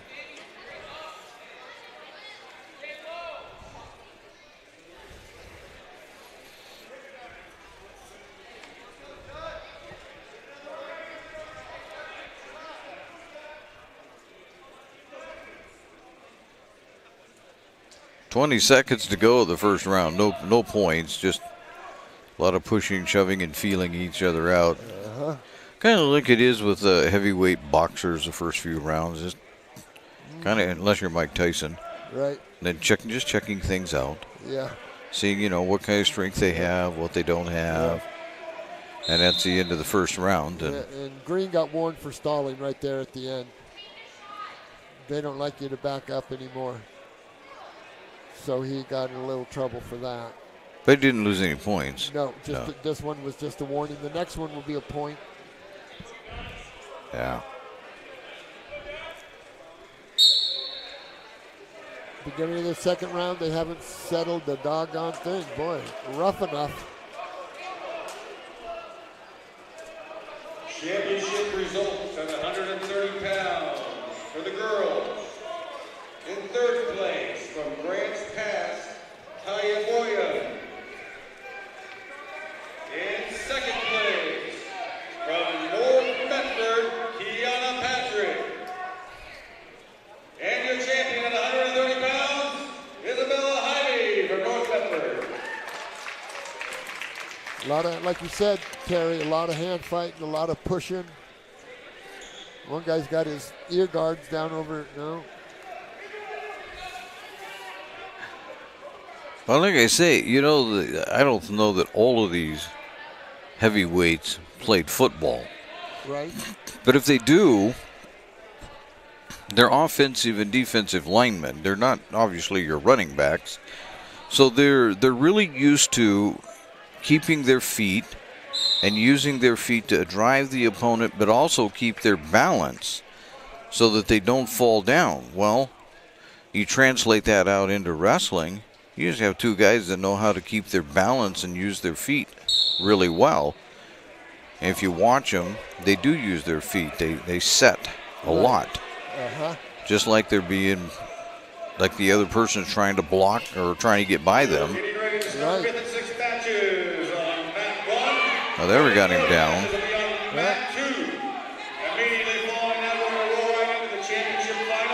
I don't think it's going to mean much. Maybe not. Got 20 seconds left in the second round here, 0-0. Been plenty of activity, though, for a 0-0 score, that's for sure. Let's go behind, son. I don't think he can get behind. He tried. Oh, there he did. Does he have? There's 2 points. Short time, 5 seconds left. Yeah, so Ortiz. Well, that's not right. Crater is.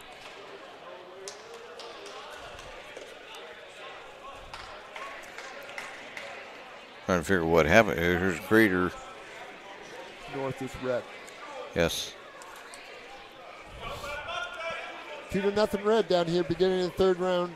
Looks like Green chose down. I was looking for his red foot thing, but he lost his. He lost his. A long time ago. Oh, ho, ho. Somebody jumped. Oh, my bad. They call that a false start. Exactly. 5 yards. Okay, so they don't back him up 5 yards. Yeah. So here we go again. Start of round 3. Ortiz with a 2-0. No, that's not right. Nicholson with the 2-0 lead. Ortiz took the green one in spite of what my thing says. Right, yeah.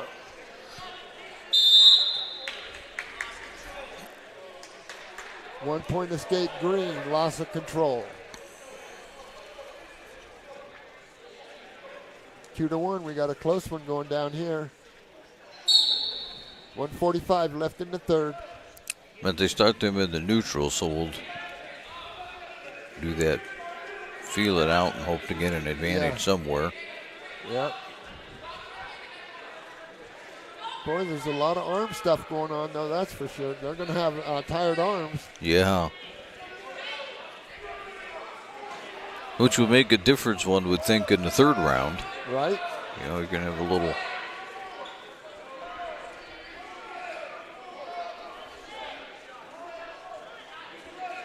Short time left. 2-1 red.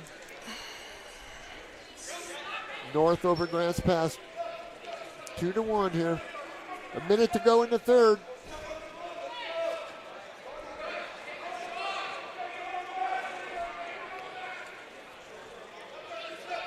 Green's got to take a chance here. He's behind.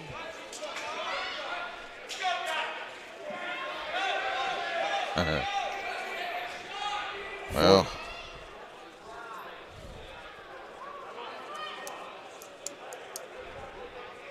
30 seconds, half a minute left. Oop. Unnecessary roughness, a headbutt, forearm or something. Too hard, whatever it was. It was too hard, so. 31 seconds left. It's 3-1 red. Go back up, son.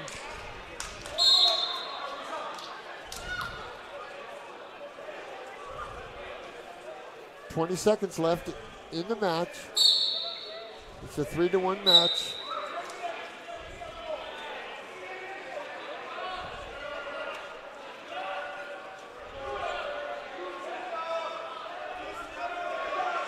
Short time, still 3-1.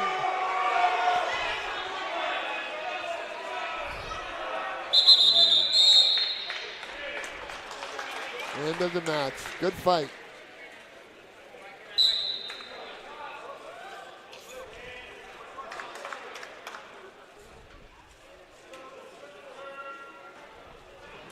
Good match, both those kids. So,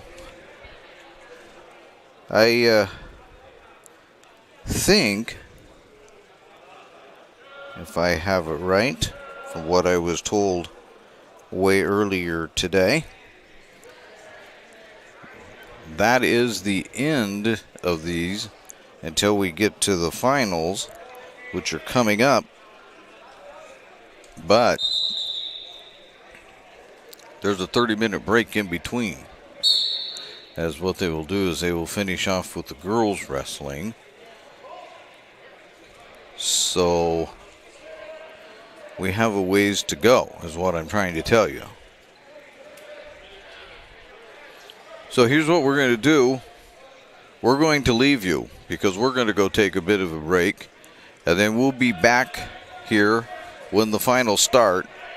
We will leave it up, so you will see some action going on one camera, but you just won't hear any audio. So enjoy some freebie here on TableRockSports.net. We'll be back with the finals in a few minutes.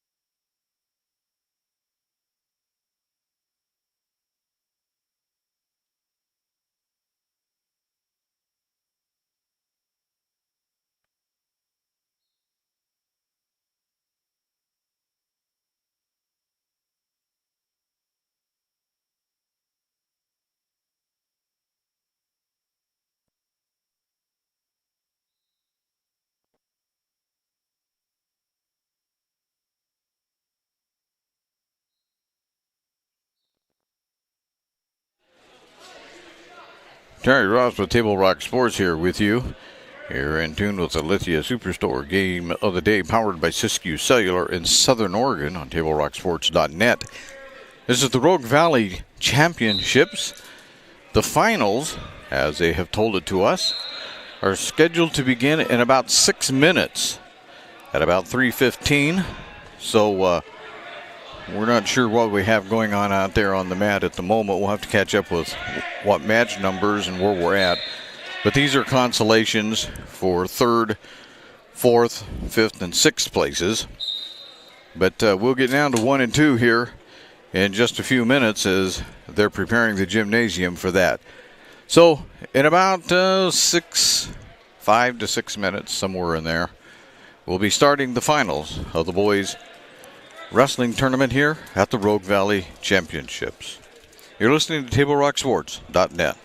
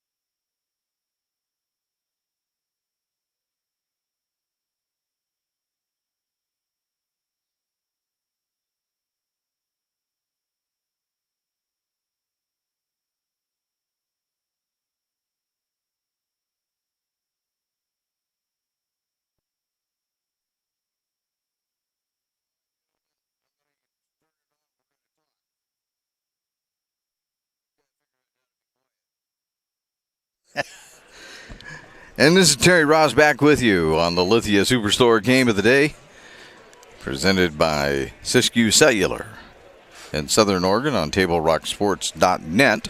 As you can see, we're running very late for the finals. They were supposed to have started about 20 minutes ago, but alas, that is not the case. They're getting this down to just one mat, and fear not, we won't be in darkness for long. They will turn on the overhead light there any minute now, and we'll be able to see. But they're laying out the one mat, and we will start the finals.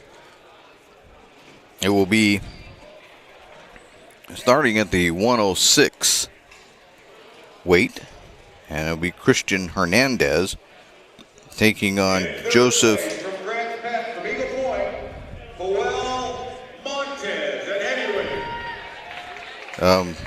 Joseph Borijan. I had to stop there because I wanted to make sure that announcement wasn't for us. Oh, hey. They're going to turn on lights right up here. Oh, there we are. Thank you. So, our friend and hero, the athletic director of North Medford High School.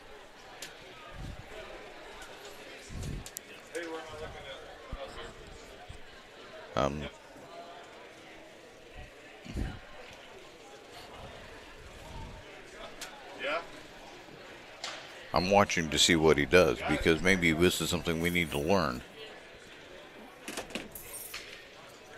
Oh, maybe not. I don't have a key. All right, that takes care of that. So anyway, we'll be watching, if I have it right here, Christian Hernandez and Joseph Borijan. And then at the 113, it'll be Cameron Johnson and Adam Madarin. And the 120 will be Luke Callahan and Mason Thines. Those will be the first three matches we see as we go 1-2.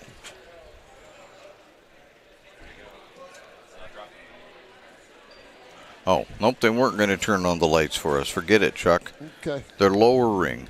Oh. They're dropping the light down to shine on the wrestlers. That's more important that we see them than you can be able to read. You know what I'm saying? I hear you. I hear you. Yes, and we can actually see the screen now. Oh yeah, look at that. Yeah, look at that. They have all the information that we have on a screen. So that'll be okay. So we got another 5 minutes.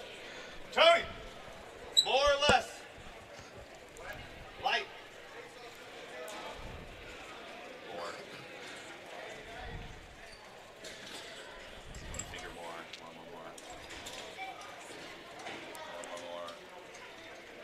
So we get about 5 minutes here ago. So I've got to tell you what, we're going to bail on you again. Well, you'll not be quite as long of a bailout as the last one. There we go. They got the light ready to go. So we'll take a break, and we'll try to set everything up so that everything makes sense.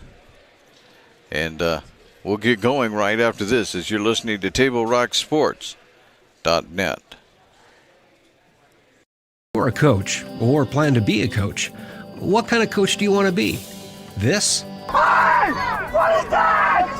Come on, guy! You're killing me! Or this? I love it. I love what I see.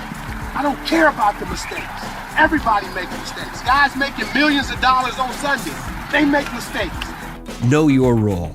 Learn more at southernoregonsports.org. There's a time machine, not so far away, that takes you back to a world just a few streets wide, where wonder rules the day, and families are transformed, from the smallest bug-eyed explorer to that surliest know-it-all. So dive into the past and let them see the world through a simpler lens, called Southern Oregon. Their adventure begins when you travel Medford.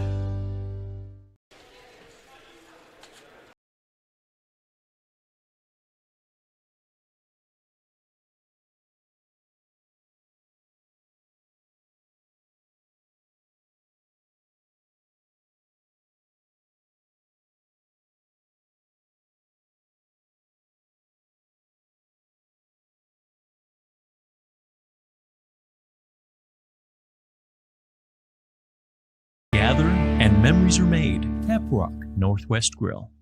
It takes meticulous planning,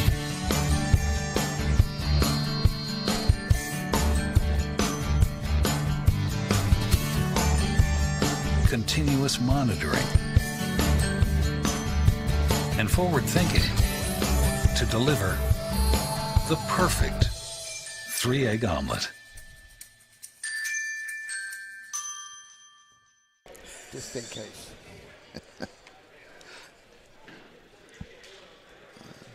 Yeah, we're just trying to get ready down here.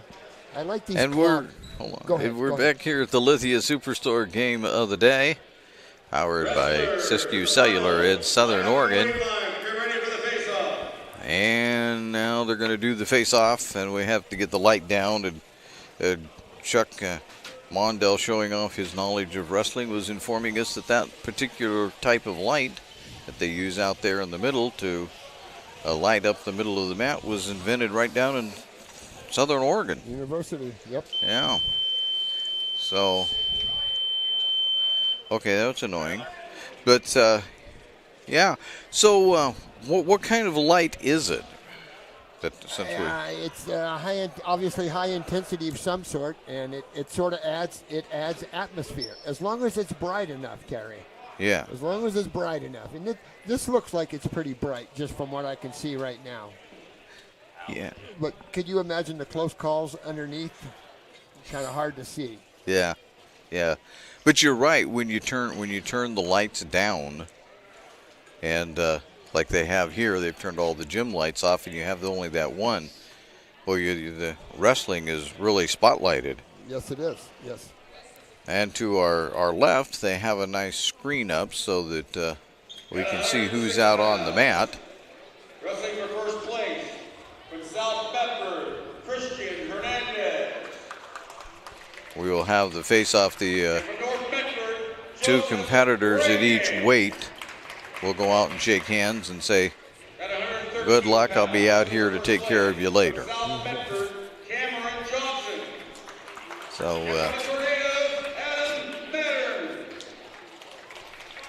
So we're going to have a lot of South Medford, North Medford Eagle Point wrestlers, and it's probably reflected in the running score that they keep announcing here, and that the last time I heard it, Eagle Point was ahead with 185 points, and North Medford, I believe it was North Medford, was second with 182 and a half. So they two teams are pretty much going at a tie here going into these finals. So when you talk to Chuck about getting points at this point, when you're 2.5 down, every point becomes precious. Yeah. See, even you thought I was just blowing smoke about points, and it could come right down to it. Half a point, 2.5 points. Like I said before, the wrestlers don't understand how important it is to get every point possible. So, for the novice, and I'm assuming that most people that are listening to this probably already know the answer to this question, but how do you get a half point? Not only do you get points for advancing, but you get points for how you advance. If you get a fall, you get an extra point. Not only do you get points for the fall, but you get points for advancing. That's how you get a half a point. Because in some rounds, some consolation rounds, maybe you get one extra point for a fall. Or maybe you get a half an extra point for a fall. And they're called bonus points. It's the extra that each individual can accumulate to help his team. So it really puts you in an interesting situation in that you almost don't know until everything's kind of wrapped up as to how many bonus points you got coming at you. Well, you will probably have kept track of it throughout the day, because they would just go right in with the regular points that you get for advancing. And you get more points for advancing with a fall than you would with a superior decision, and so forth back down the line. So we talked the last time here that we were on about how the pressure kind of builds a little bit as you go down the line. And, you get down to the last wrestlers. Is that more so in a tournament when you're this close that the pressure starts to maybe mount a little bit on every wrestler to get it figured out? Yeah, I would imagine. Is this tournament, what is it, 2.5 points? Is that what you said? 2.5. That's a close tournament. And yeah, the pressure goes because it might boil down to the last match. If the teams that are leading the tournament, are going in the last round, at the heavyweight, then it's all on those, on those two kids' shoulders. And it hopefully, for our sake, that it does come down to it. Yeah, the last I heard, I think if I heard it right, it was Eagle Point 185, and I think it was North Medford at 85.5, and North Medford at 182. I'll be darned. So here we go. We're going to start out. This is Christian Hernandez, and Joseph Borjan. Here we go. 106 pounds for the championship of the Rogue Valley Championships. About 137 for those of you at home.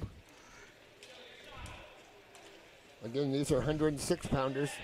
The weight this time of year might be 107, because as the year goes along, they get extra weight. They get 1 extra pound, like every month or something during the season. So what is 106 might be 108 today. So you could literally wrestle up to like 112 if you wanted to. Right. They'll let you go 1 above what you weighed in for. They let you go 1 weight above that. Yeah. And you can legally, by the book, you could wrestle at 12, but you probably couldn't wrestle 20. They'll let you go up 1 weight. That's it. Hernandez from South Medford has the 2-0 lead with about a minute to go in the round. I didn't reset my scoreboard all the way around.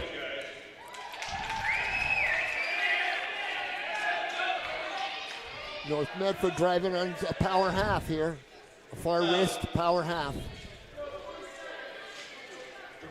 Reds up 2-0 here. Well, we got 34 seconds to go in the round. And out of bounds, so they'll stop the clock with 29.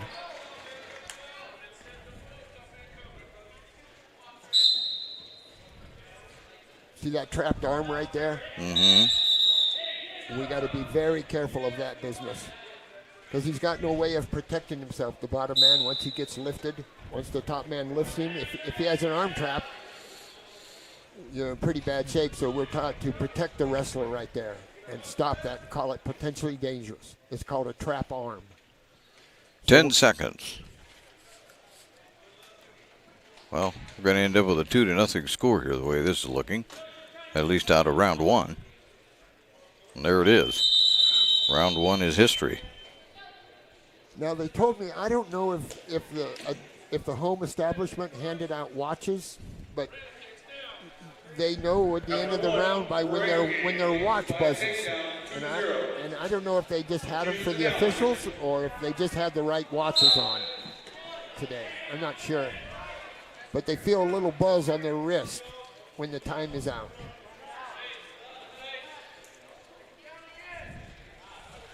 Hernandez riding him tough here. Uh-oh, look out. There's a big one. Big throw right to his back. See, can you imagine how hard it is for the official to see anything here? Very hard. I gave those to the wrong team. What do we got going here? We got Joseph Borangini. We got 5-0 lead.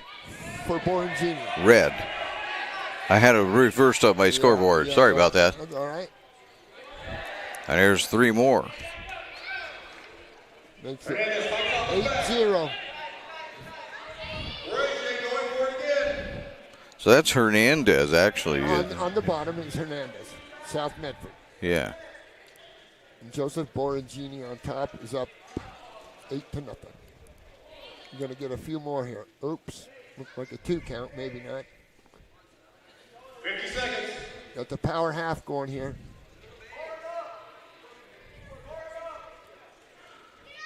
Where Genie pushing the head back down. Yeah, yes. He's getting some points here. That's got to be points. Looking for the ball. The referee 4. There's 5. There's a 5 count. You got him in a tough position to get the fall, obviously. He's got a lot of weight over the top of him. See, he's got too much weight this way. Yeah, 20 seconds to go. If he makes a move, Hernandez might find his way out of that one. Maybe not. Oh, maybe. Yeah. Oh, no. No. Oh, that's trouble right there. There's the fall.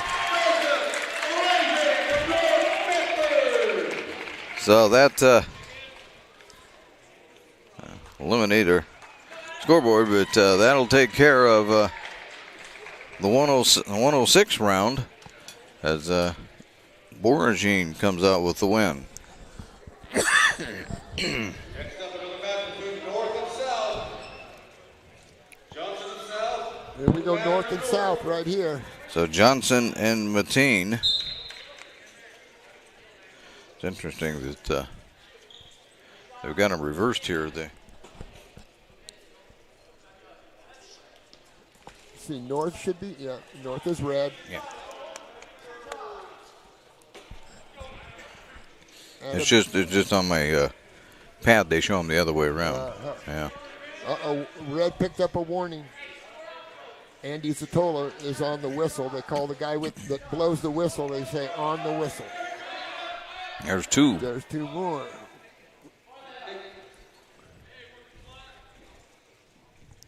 And that's for Johnson that got those points. Cameron Johnson, he's green on top in the blue singlet, the lighter blue singlet.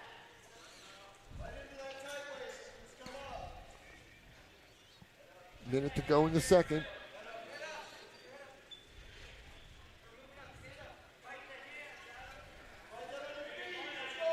He's not going to get him turned over the way he's going right now. He's going to have to do something different.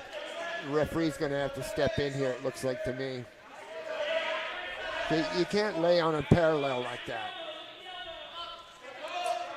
And that goes on for 2 or 3 or 4 seconds.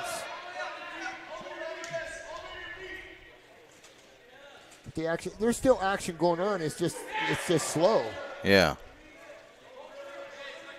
Johnson's got him in a cradle. Yes, he does. That's the end.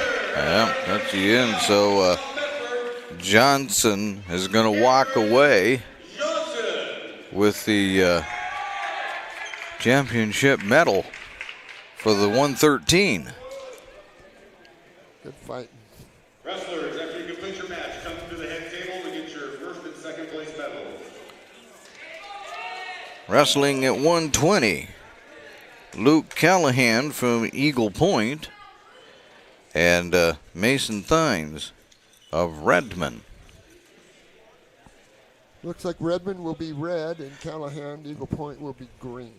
I got it reversed here on my iPad. Yeah. We have a matchup between Eagle Point and Redmond. Callahan, Eagle Point. There's some fancy footwork back and forth. I don't know if they got them much, but look pretty good. Good style points there. Callahan working on a front headlock on the edge.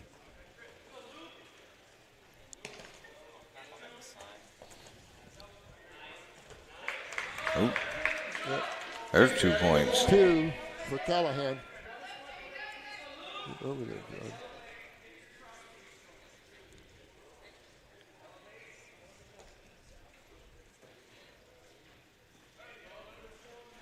Again, Yeah, Callahan's got him in some kind of. got him in some trouble. Yeah. Mr. Callahan needs to get the fall here. See, he would probably get, if he wins, say he gets 8 or 10 points for winning, and then bonus points for whatever additional points, like a pin. Yep. There it is. There it is. There it is. I But obviously, we can't do team scores for you here on our scoreboard. But Callahan comes up with that one. He's going to champion at the 120 weight. Next up at 126 pounds. So at 140, well, it's 140. No, it's not. It's 126, if I can read right. So it's Braden Ostovic. Oh, Ostovic, huh? And, well, both from South Medford. Oh, Makinen and Ostovic. Yeah. Yeah. Makinen, Ostovic, yeah. It's a couple of. That'll be interesting to try to keep up with. We'll have to just look at bands. Oh, yeah, that's the right. red one's easy to see. The green one, not so much. Right. Oddly enough, I have these two guys squared away, actually. I'm surprised, but I've seen these two guys enough. They've both been around for a while. This is a little peekaboo into the South Medford wrestling room, I would imagine, right here. Yeah. These are a couple of the good kids from South Medford right here. Is it frustrating to have to wrestle your own teammate, or the wrestlers just not care? I think some just don't care, but others, what they like to do is not in this championship. Well, sometimes even in championships, if you're wrestling your own guy, they just won't wrestle it. Sometimes. And I would imagine it happens here too. Like, say if this match happened in the consolations, then they might just say, we won't worry about it. They get enough match time. That must be pretty close. Yeah. So even though it doesn't look like much, it's scoring points for Ostovic. Yep. So the referee will wait for the situation to change. He'll give him 3. We'll give him 3. So it's 5-0 Ostovic. I thought. Should be 3-2. Should be 3-2. Isn't Ostovic? I thought he got 5, and I thought he was up 2-0. I thought it should be 5, but maybe not. Maybe I missed something. Well, I thought he got 3-2, but okay. Yeah, I think there's. Maybe not. We'll see what happens. Probably won't There it make is. any difference. There it is. Yeah, didn't make any difference. Not a bit of difference.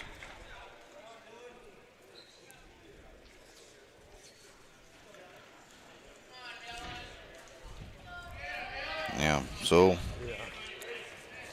I would imagine those two kids go around and around in the room. I would imagine. They're both older kids. Yeah. So we have at 132, we have Dylan Dalling from Eagle Point and Christian Dara from Grants Pass. Grants Pass, the bright blue. Eagle Point, the little more grayish type uniform.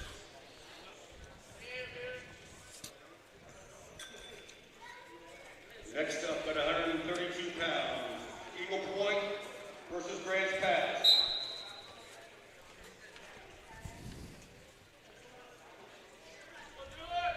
Dylan Daly of Eagle Point and Christian Dare of Grants Pass.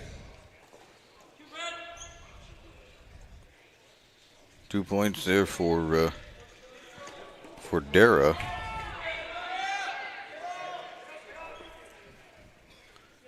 They're right behind the clock there. Looks boy. Eagle Point goes up to a quick 4-1 lead. Scoring in a hurry here. We got to have 2 officials putting up hands, so not paying much attention. You'll miss one of them. There's a point. And 2. I'll keep up with the. Nice fire to his back. Looking for the ball. Dara's in trouble. Yes. 6-2. He's going to get cradled here if he's not careful. I got 3 more, so we're up 9-2. We're fixing to get 3 more here, it looks like. With that far, it's called a far side cradle right there. You bring the arm to the leg and lock your hands. They're right behind the for you the clock. Yeah. For those of you that are watching otherwise. Oh, they're right in it for me. Dara's in trouble. Oh, he rolls out of it. We apologize. So the green goes up, or red goes up 12-2. This is going to be soon to be over. Yeah, Dara. Should be 15. That's an 11-point lead. So Mr. Dara's getting an adult education, I think.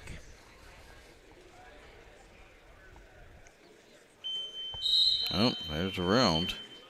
Made it through the round. Yeah. Green's choice. Green to first to red. So Dowling has a huge lead. And Darling takes both up. Talking to his coach. Both up. 14-3. Uh-oh, soon to be over. There's a down. Yep, take it down. There's a 2. There's 2. That's 16. That's 16.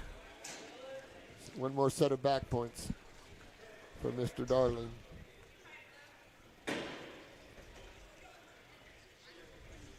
That's the famous. Oh, he had the famous. Oh, there we go. Oh, there we go. Cradle. And there's and a 1, 2, 3, 4.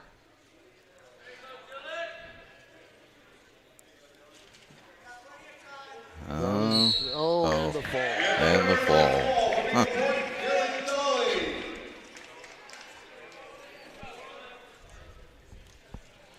So Dowling will walk off with number 1 at the 141 weight, or 132, excuse me. I was keep reading the bout number for the weight. 138. We have Noah Allen out there, and Keena Copeland from Eagle Point. Noah Allen from North Medford. Copeland from Eagle Point.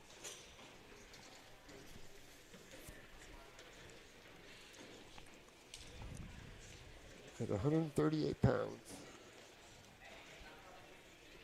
Jim is so quiet right now, you can hear the slapping of flesh through our microphones.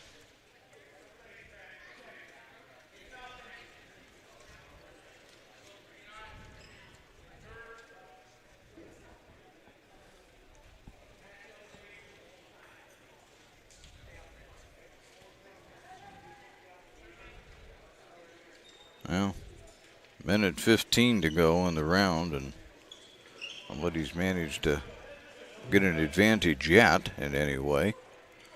Copeland was on the attack, and Allen fought him off. Looks like to me Allen's kind of carrying the action right now. Allen out of North Medford High School. See how Allen's taking control of the middle of the mat? Mm-hmm. That's important in big-time wrestling.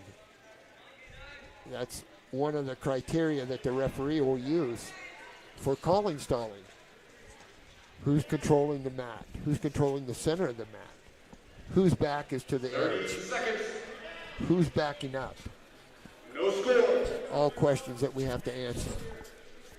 And there's a pass by. That's a good combination right there. See, red is clearly carrying the action. Oh, okay. Copeland takes one shot. Didn't work. Wow, nice. Noah Allen takes a 2-0 lead into the second round. Red's choice. Noah Allen, North Medford chooses down to start the second round.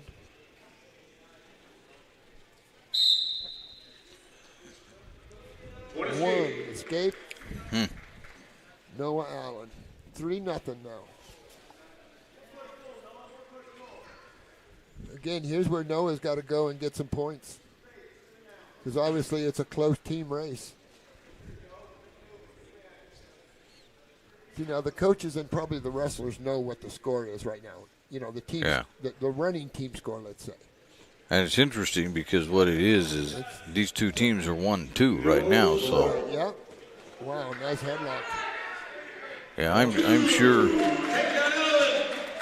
I'm sure that as Allen gets a couple more there for the takedown, but I'm sure that both of these teams. You're right. I'm sure that both of those wrestlers out there know exactly what they need to do. I hope they do. Yeah. And that helps train a wrestler too to get all he can get. Close to a fall. It's going to be another fall. Yeah. Kenai Copeland's in trouble here. Oh, got it.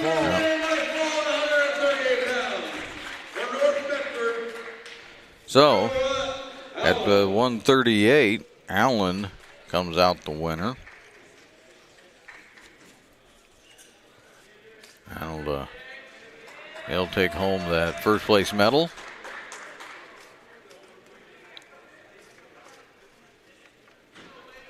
Out there quickly for the 145, not waiting around on the officials. No, they're not. Is David Brown of Eagle Point and Cole Carnes of Grants Pass. Grants Pass in the blue. And again, Terry, this is probably a match that's going to go a long ways to determining who wins this thing. Yeah, I was just going to say that. Now that he comes out there and saw that North Medford just picked up 6, right? And we don't know what the running tally is here because they don't keep us informed. But yeah, this might be a really important one for Brown to take care of. Got a tough opponent to be able to get that job done. Cole Carnes from Grants Pass. He's in the light blue, I guess. Yeah. And he's green.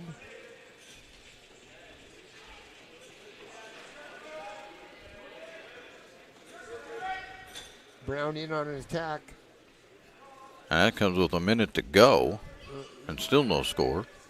It's pretty close right here. See, as all you need is the other shoe gathered up. Oh, boom. That's clearly a There's takedown. 2.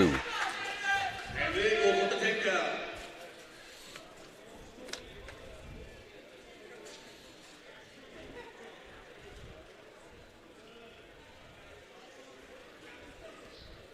Yeah, it'd be nice to know what the team scores are, wouldn't it? Yes, I mean that's important.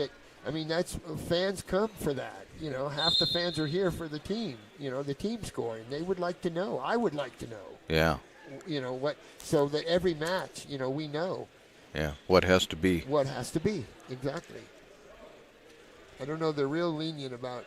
I did just keep it up. Keep it up on that screen over there, and so everybody knows. Yeah. See, everybody's not sure now what's going on. They know it's close. The Eagles got Grants Pass Caveman in trouble there. Wonder if I can. You might be able to call them up. Team scores. Let's see. Oh, I'll ruin my pad here for a moment. Oh, I got it right here in front of me. You like this? Yeah, I do. As of a few minutes ago, right. Eagle Point 286, North Medford 266.5. Oh. So it's not quite as close as they told us it was. Well, it might have been at that time. Yeah. Well, it was a 180 when I made my point that they was pretty close. I'm sitting here talking and falling behind on the score. I apologize. That's all right. We just 5 zip here. Yeah, so we do have a team score. So, yeah, so 286 to 266. So Eagle Point's really starting to pull away. Yeah, they are. We've had a few kids already. Yeah. Yeah. Grants Pass is back at 114, so a win would certainly make them feel better and get them a few team points, but not going to help them catch Eagle Point. Not at this point. David Brown fighting off a single leg here. Stalemate. Yeah. Both fists together is a stalemate.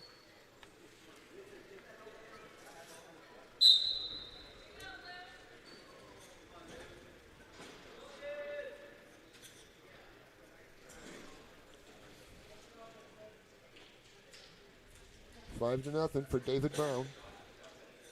A minute to go in the second.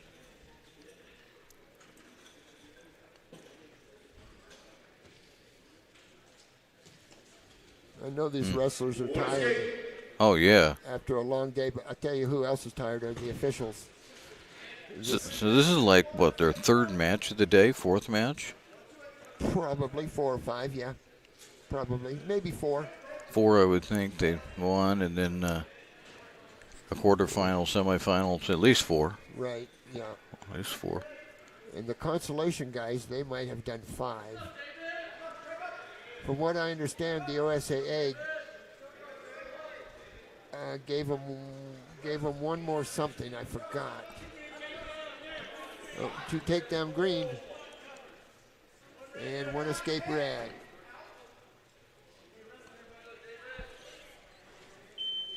I think it was one more competition date, I think, is what they got one more of. And obviously the rules have been changing with the COVID thing all the time. I have a 6-2 score. How come he's got 5-2?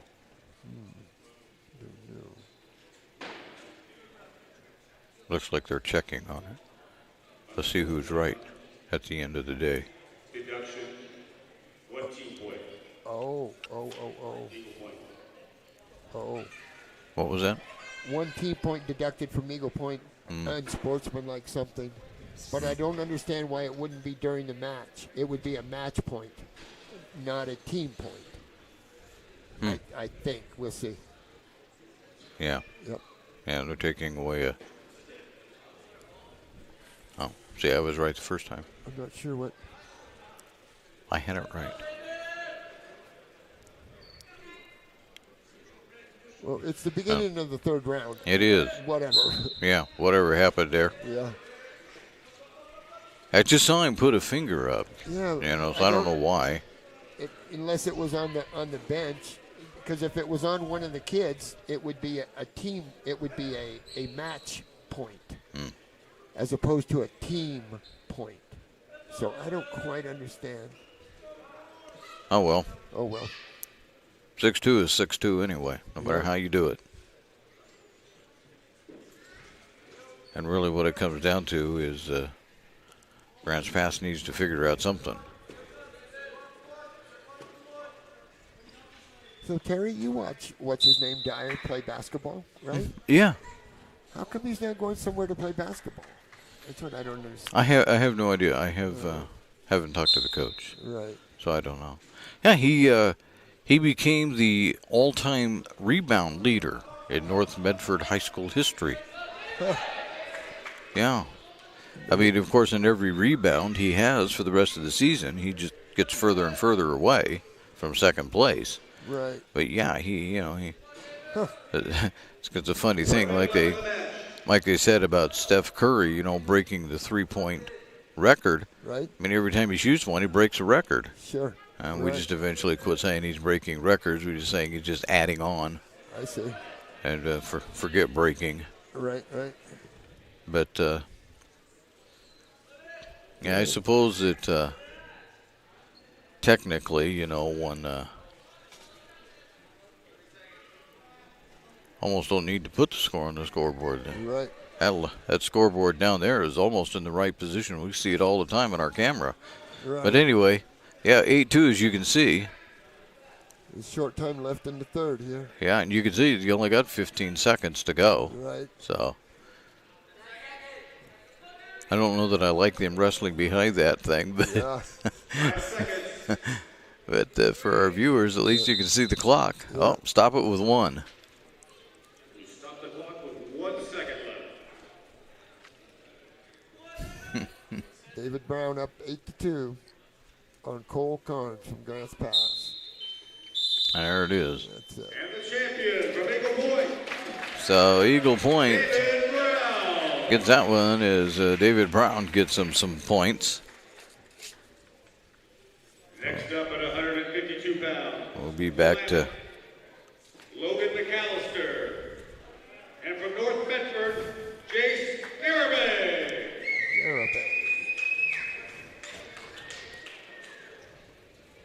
I don't Logan McAllister from Willamette and Jace Gadberry from North Medford. I didn't say I lost my weight. We're what, 145? 52. 152. I believe so. All right. Yes, Yeah. 152. McAllister from Willamette and Garibay from North. Mm-hmm.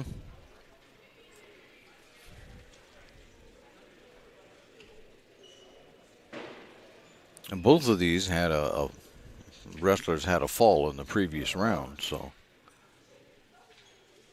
Wow, that was nice. That was very nice. Got to finish it, though. See, he's got to get his left arm out to finish that. His left arm needs to come out and around the leg or around. That's close to a takedown. 2 for Green. Garibay with the 2-point takedown. Garibay up 2-0 here. A minute to go in the first round.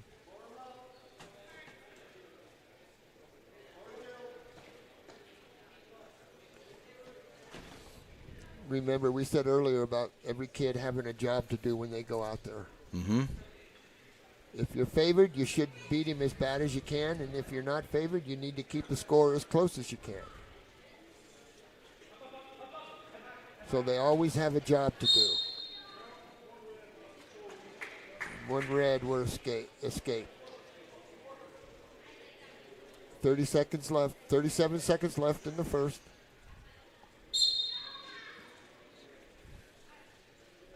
Two to 1, Garibay. Couple of strong-looking kids. That was the same attack. That's a nice little attack right there.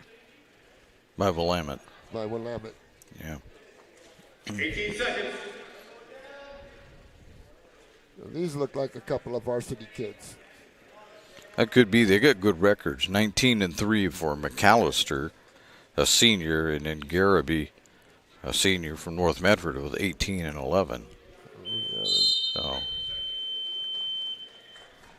and so ends round number 1. We'll give them the 2-1. Up, I reversed that. My fault. Green defers to red. North Medford chooses, or Willamette, I'm sorry, chooses down. Sorry.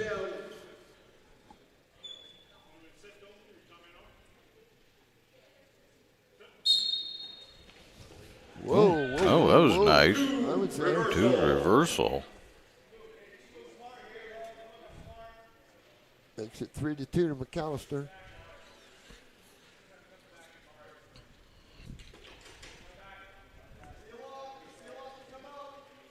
No, don't grab that. Young wrestlers can't believe it's all I ask them to do is protect your position and get one. See how he's got 2 or 3 different things going on out there from the bottom. We got to protect our position, come up and get our 1 point. Oop. Get your 1. Oh, right back into it. Yeah. Without scoring any points.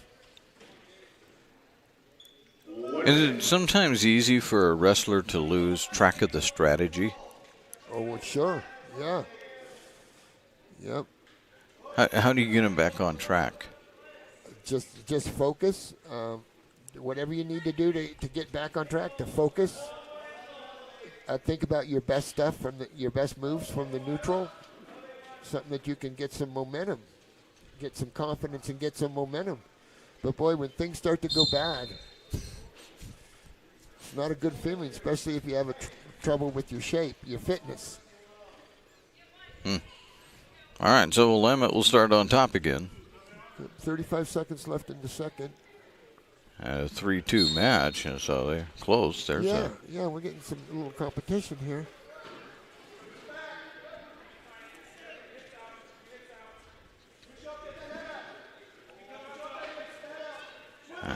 We're down to 20. It's still Willamette, even though it looks kind of different. It's still Willamette.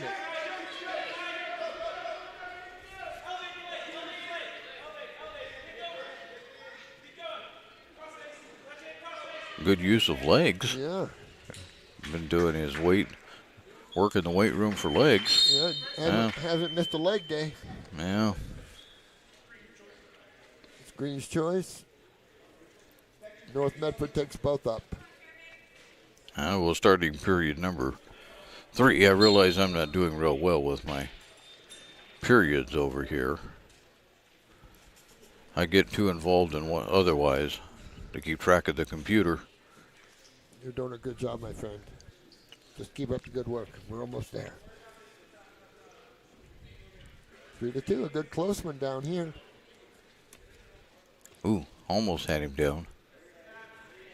That would have been McAllister from Willamette almost had that one.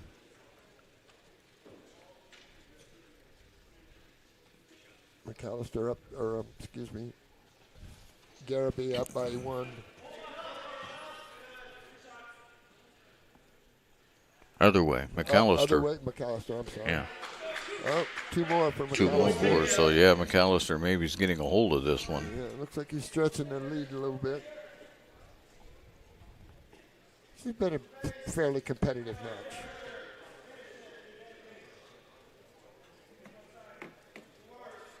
Garraby's got to try to get up and get his 1 here and then take him down and tie it up. 50 seconds.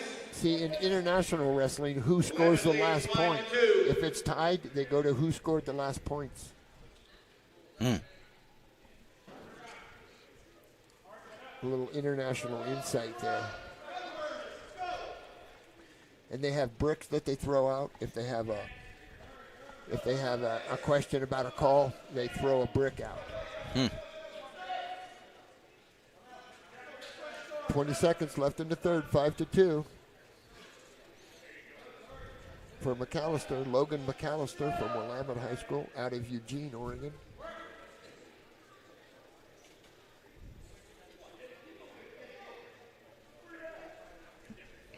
Five seconds. That's the way it's going to end. Yep. Yep. And your champion from Willamette, Logan McAllister. So McAllister is your 152-pound champion. After the first 4 or 5 matches, North Medford is moving to first place over Eagle Point. Oh. They have. Uh-oh. Now my results tell me this. It just doesn't. Team scores don't make much sense to me.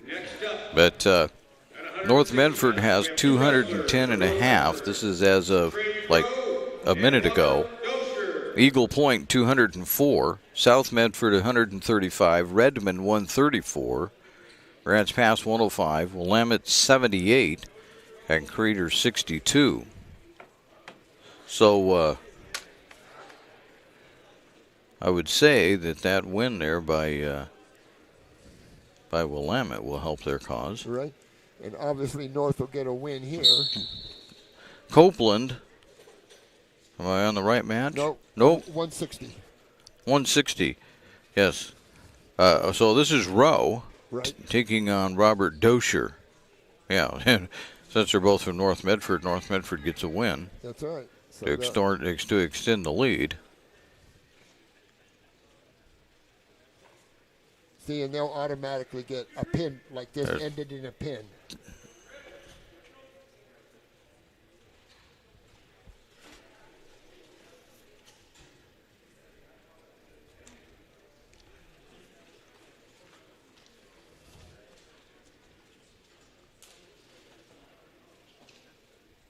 Well, that's a nice combination right there. And got him 3 points, too. That was very nice. And 1 escape.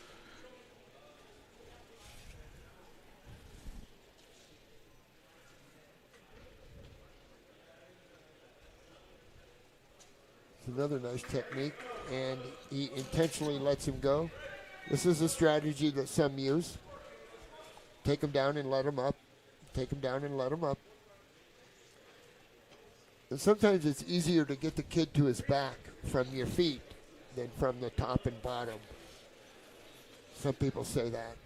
So what's the purpose of letting him go? Take him down, let him go. You just change a takedown for an escape each time. So, you take him down 15 times and there's 30, and And they get an escape, and they only get 1 point. And they only get 1 point. Yeah. So it's a way of, actually, not only is it a way of building points up, but like I just said, you have a better chance of scoring from big time from your feet, like a throw, like a big throw, than you do when we're down on the mat. So those two reasons. See, and if you don't let him go, you're just letting him in the match. So there's the end of the second round. We head to the third. Red chooses down.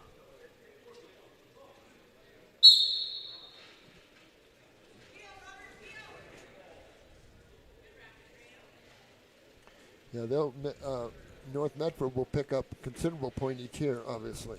Mm-hmm.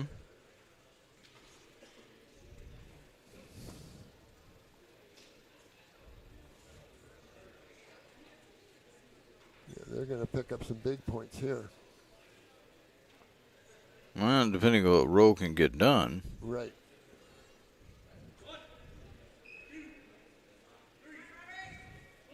Eight to 3 here for Arturo. Soon to be 11, though. Yeah. Can you imagine trying to see if two shoulders are down under there, Terry? I know. Fall. No. I think. Yeah, fall.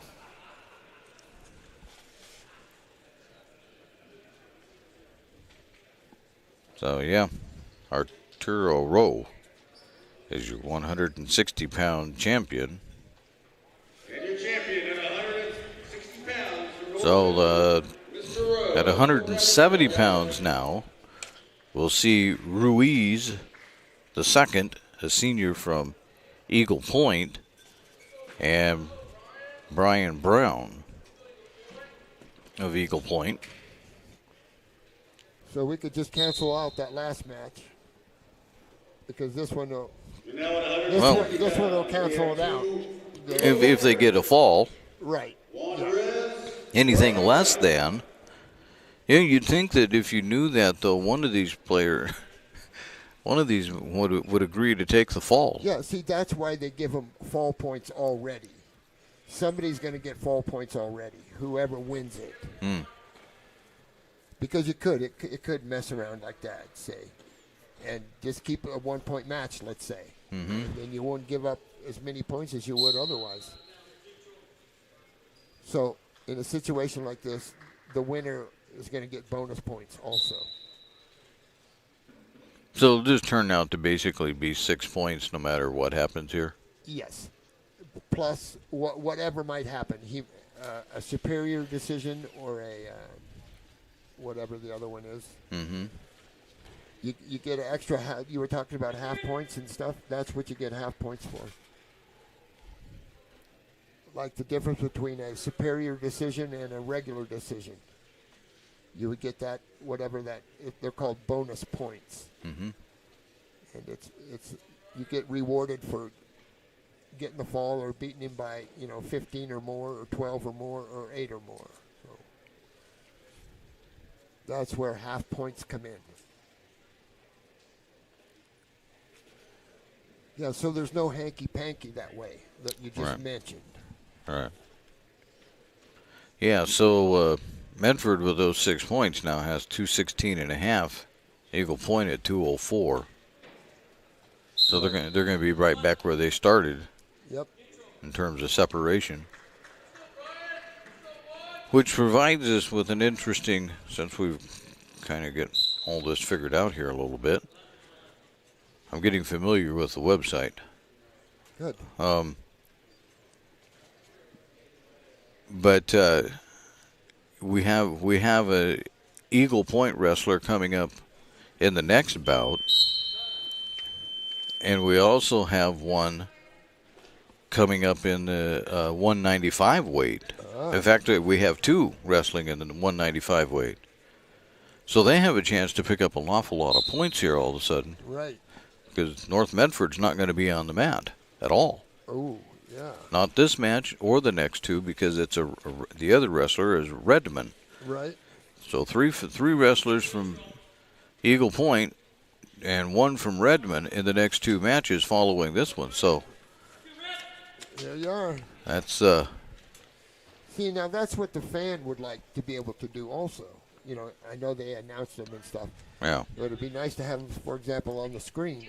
Yeah, it would be. And keep a running deal. That would be great. Well, I found it here, so we can do it at least, and help our viewers out a little bit. Right. So yeah, that's going to become some of the strategy here. These teams is North Medford doesn't have any wrestlers until you get past 195, and I can't go any further than that unless I call up brackets or something. But in a moment we'll be able to refresh my mat schedule and get it figured out. Haven't settled a doggone thing down there, Terry. No. Two of them are just going at it. I would think they're pretty even here. Right. And like you said before, they probably wrestle quite a bit in the room. Yes, probably. So they know each other fairly well, I would imagine. Ruiz the second is 18-8, and Brian Brown's 14-10. So Right. Yeah. a little evenness there. Yeah. A little upness, a little downness. Yeah. 25 seconds left in the second, still 2-2. I think that's a product of these kids wrestling each other quite a bit in the room. I can tell by the way they're wrestling. Yeah, because at the same weight, at 170, they would obviously wrestle against each other. Probably. In practice. Yep. 6 seconds left in the second round. Yeah. Yeah, so they probably know each other's moves. Yeah, I can tell by the way it's going that they're very familiar with each other. Yeah. Wrestling-wise. Yeah. But really, in a tournament like this, it's not their problem that this happened. Right. Yeah, it's a good problem to have, obviously. Yeah. And the odds are, as we not next week, but 2 weeks from this weekend, the 5A will be going at it out at Eagle Point. Oh, I see. They won't, you won't have two Eagle Point wrestlers going up against against each other. Right. Not in that situation. Yeah, you would normally think that now. Not unless you got, because you can't have two of them in the 170 weight classification, can you? No, normally you're able to put two people per weight. Normally. But like the research tournament is just varsity wrestlers. Mm-hmm. And but normally at regionals and districts, or at regionals, you can put 2 people per weight, per team. But you don't have to. You could just. But for the most, these programs that are at full speed, they'll have first and second people come regional time. Well, they probably already do. But they'll make sure that first and second don't meet until almost the finals. Clearly, they'll seed the whole thing. So yeah. I mean, because they do that with basketball. They seed up one or down in order to keep teams from the same conference meeting each other in round one. Right. You really don't want that. No, you don't. So you go up, down, one up, one down, something like that to make that. So that's what they would imagine they do with wrestling is one up, one down to make sure it doesn't happen. Right, yeah. At least from round one. Right. Oh, yeah, it would be if it ever did happen, it would be later on. Probably, maybe the finals, but probably not. Like you said, they'd be apart. People from the same district. Mm-hmm. I apologize for bumping things around there, making a bunch of noise. 20 seconds to go. And Louise lets him go. It is a 4-2 lead, no matter what my scoreboard says. 10 seconds left. 4-3 match. As soon as I do that, they change the score on me. And it's over. Yeah. Champion at 170 pounds from Eagle Point, Juan Ruiz. So Juan Ruiz wins at the 170-pound weight.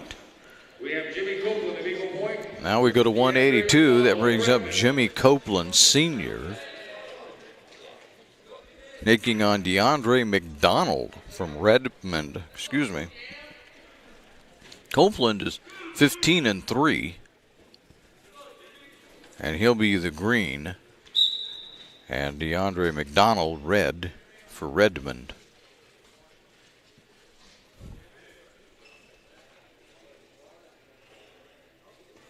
About 147.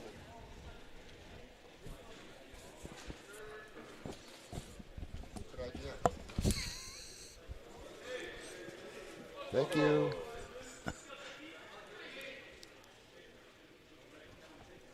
This is the 182.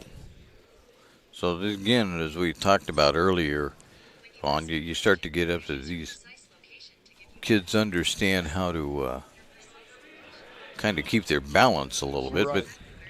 but already we've got a bit of a takedown, but no points necessarily by Copeland. Just as you say that, take down Copeland. Now they give him the 2. Jimmy Copeland, DeAndre McDonald.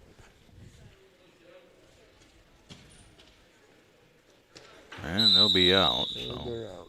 that'll stop the clock with 48 seconds.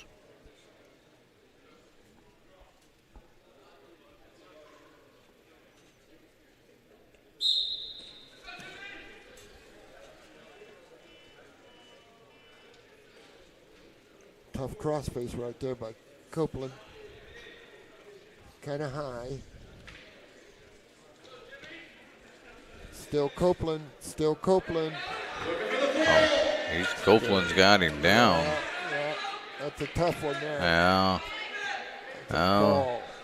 Oh, McDonald is still still moving. Fighting. Still moving. Gotta jump over if you're gonna do that, son. Oh, Oh, Copeland got to his stomach. 3 for Green, though. makes it 5-0 for Copeland. Looks like he's working on it. That'll be the end of the round. End of the round. Working on the end of the round.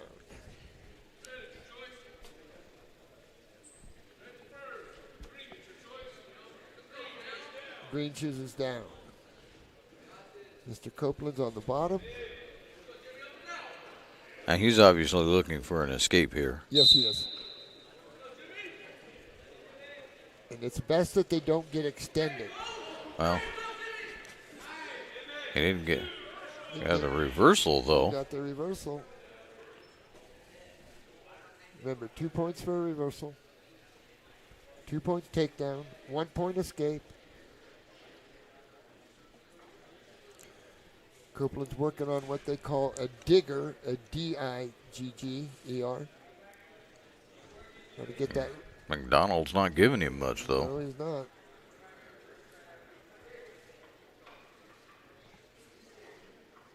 I'll just go out of bounds with it. Just go out of bounds. Huh?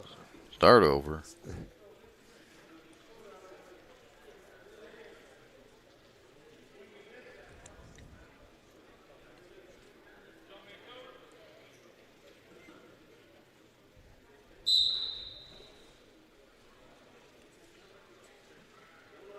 A tough crossface. Again, he's going to have in that position a hard time getting him turned over. Right. A minute to go in the second here. 7-0 Copeland. Maybe more. Well, get over there and you can maybe see that. Neither official made a move. No. Well, the guy on the whistle did. He just was a little slow getting there. Boy, that's tough. 38 seconds. Oh, got out of it. Yeah, he did. They're right back into it. Right back, yeah. I think that should be 2 different sets of back points. Got a half a minute to go here. And there it is. There it is. So Copeland gets the win. Now he'll take home the 182-pound trophy. Next up, at 195 pounds, we have another Eagle Point versus Eagle Point match. Oh. Yep, another Eagle Point. Mark Milazzo against Brian Cortez. Mark Milazzo versus Brian Cortez. But Milazzo's a senior with a 19-6 record. Cortez a freshman at 9-4. Oh. So, you know, we would kind of expect the senior to handle this. Sure. Let's see what the team scores are as we're trying to keep you up to date on that. See, now here's the thing. I was telling you, North Medford has nobody out there. Right. North Medford's still sitting at 216.5. Eagle Point is at 213 and ready to pick up more. Uh-huh. Yes, they'll get a bunch more here. South Medford's at 135, and everybody else is lower than that. So it's really just an Eagle Point North Medford match, but North Medford needs to get out on the mat. Right. Let's see what they got. Oh, we got that. We got a North and South at 220, and Eagle Point Willamette at heavy. So I got one chance. We got one chance. Yeah. Yeah. Funny how the lineup turns over like that. Isn't it? Yeah.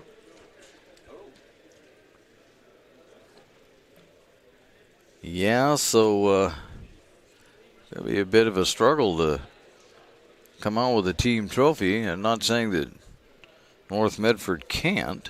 Right. I guess it depends on how many points Eagle Point gets out of here, it says. But certainly with Garrett Matthews, who will be the last one to take the mat for Eagle Point, we jokingly say, no pressure. Right. Big old Garrett's going to be around a while. Yeah, he's only a sophomore, 24-5. It actually should be a really good match there because Alexander Willoughby, a senior, he's 15-3 from Willamette. Ah, right. I saw that kid earlier. Yeah. Yeah. And there's the end of the round. Couldn't get the fall in the round, but 3 nonetheless to green.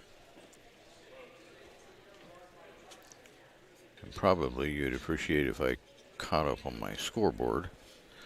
4-1. Yes. Red deferred to green, and green chose both up. Malazano took both up, I believe.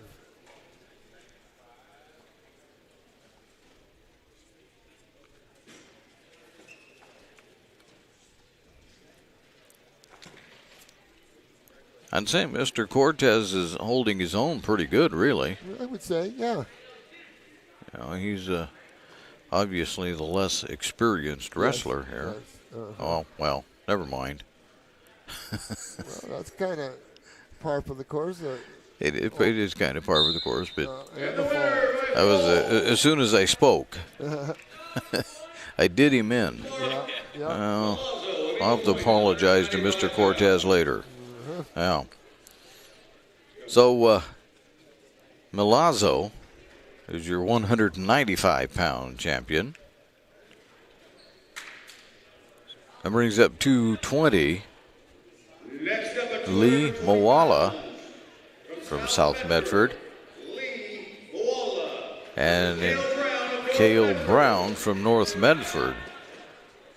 This is North Medford's last chance to put points on the board. Now, that's going to be close, Terry, I'll tell you. Let's see. Eagle Point is winning by 3 points. They are. Oh, okay. 2.5. 2.5. Oh, 2.5. Yeah. Yeah. Eagle Point 219, North Medford 216.5. Huh. Well, there you are right there. So, North Medford needs some points here. Eagle Point. I'm sorry. South Medford. South Medford. Lee Moala.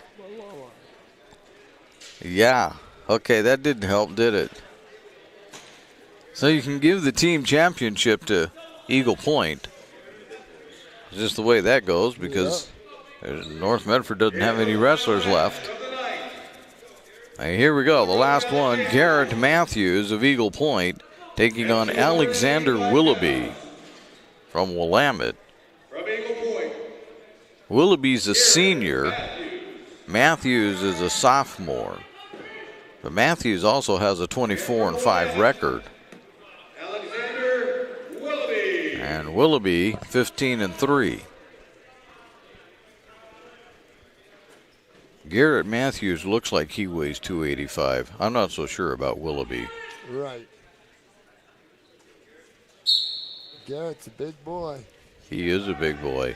Oh, man, he got him down no quick, though. Willoughby did. Woo-hoo. Telling you that. Yeah, that was a real hurry. Somebody better get over on the other side. Oh, wow. Oh. That's it. It's over. Willoughby. That didn't take long. 13 seconds. Wow. I'll got to do my math better. 23 seconds. 23 seconds. 23 seconds. So I can give you the results now.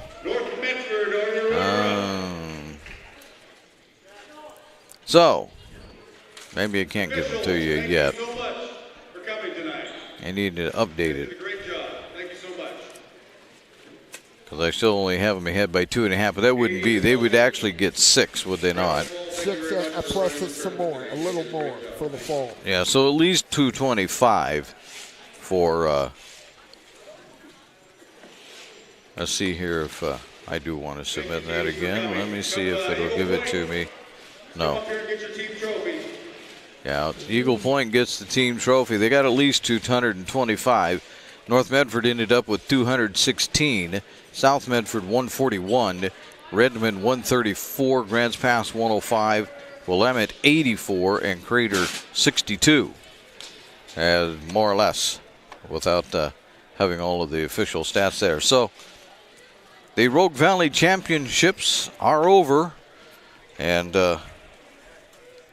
Eagle Point walks out with a big team win. And Mr. Chuck Mondale, we'll see you again on Thursday night, I think, as we look at North Medford and Roseburg do a little wrestling. Oh, that'll be fun. Dual meet. Well, Roseburg's a pretty good team, are they not? Yes, they are. Yes, they are. I think they're about, throughout the state, they're probably, I saw some results from Reeser, and they were in there at 5th or 6th, Roseburg was, this weekend at Reeser, so. Yes, Roseburg's tough, and it'll be a good duel come Thursday. I know Roseburg's tough, but I'm sure North will come to wrestle, and they'll wrestle hard. I know that. So. Hey, we'd like to thank you for watching today's broadcast. We'd like to thank North Medford High School for hosting the Lithia Superstore Game of the Night on TableRockSports.net. You heard us just talking. Our next Table Rock Sports production will be Thursday night for North Medford, as the Roseburg Indians will be in town for a little wrestling action. There is no final score on the John L. Scott scoreboard, but on the John L. Scott scoreboard will tell you that Eagle Point defeats North Medford and everybody else to walk away with the Rogue Valley Championship Team Trophy. This has been a special presentation of Table Rock Sports. The executive producer is Joe Brett with Chuck Mondale. I'm Terry Ross saying thanks for watching and good night from North Medford High School in Medford, Oregon.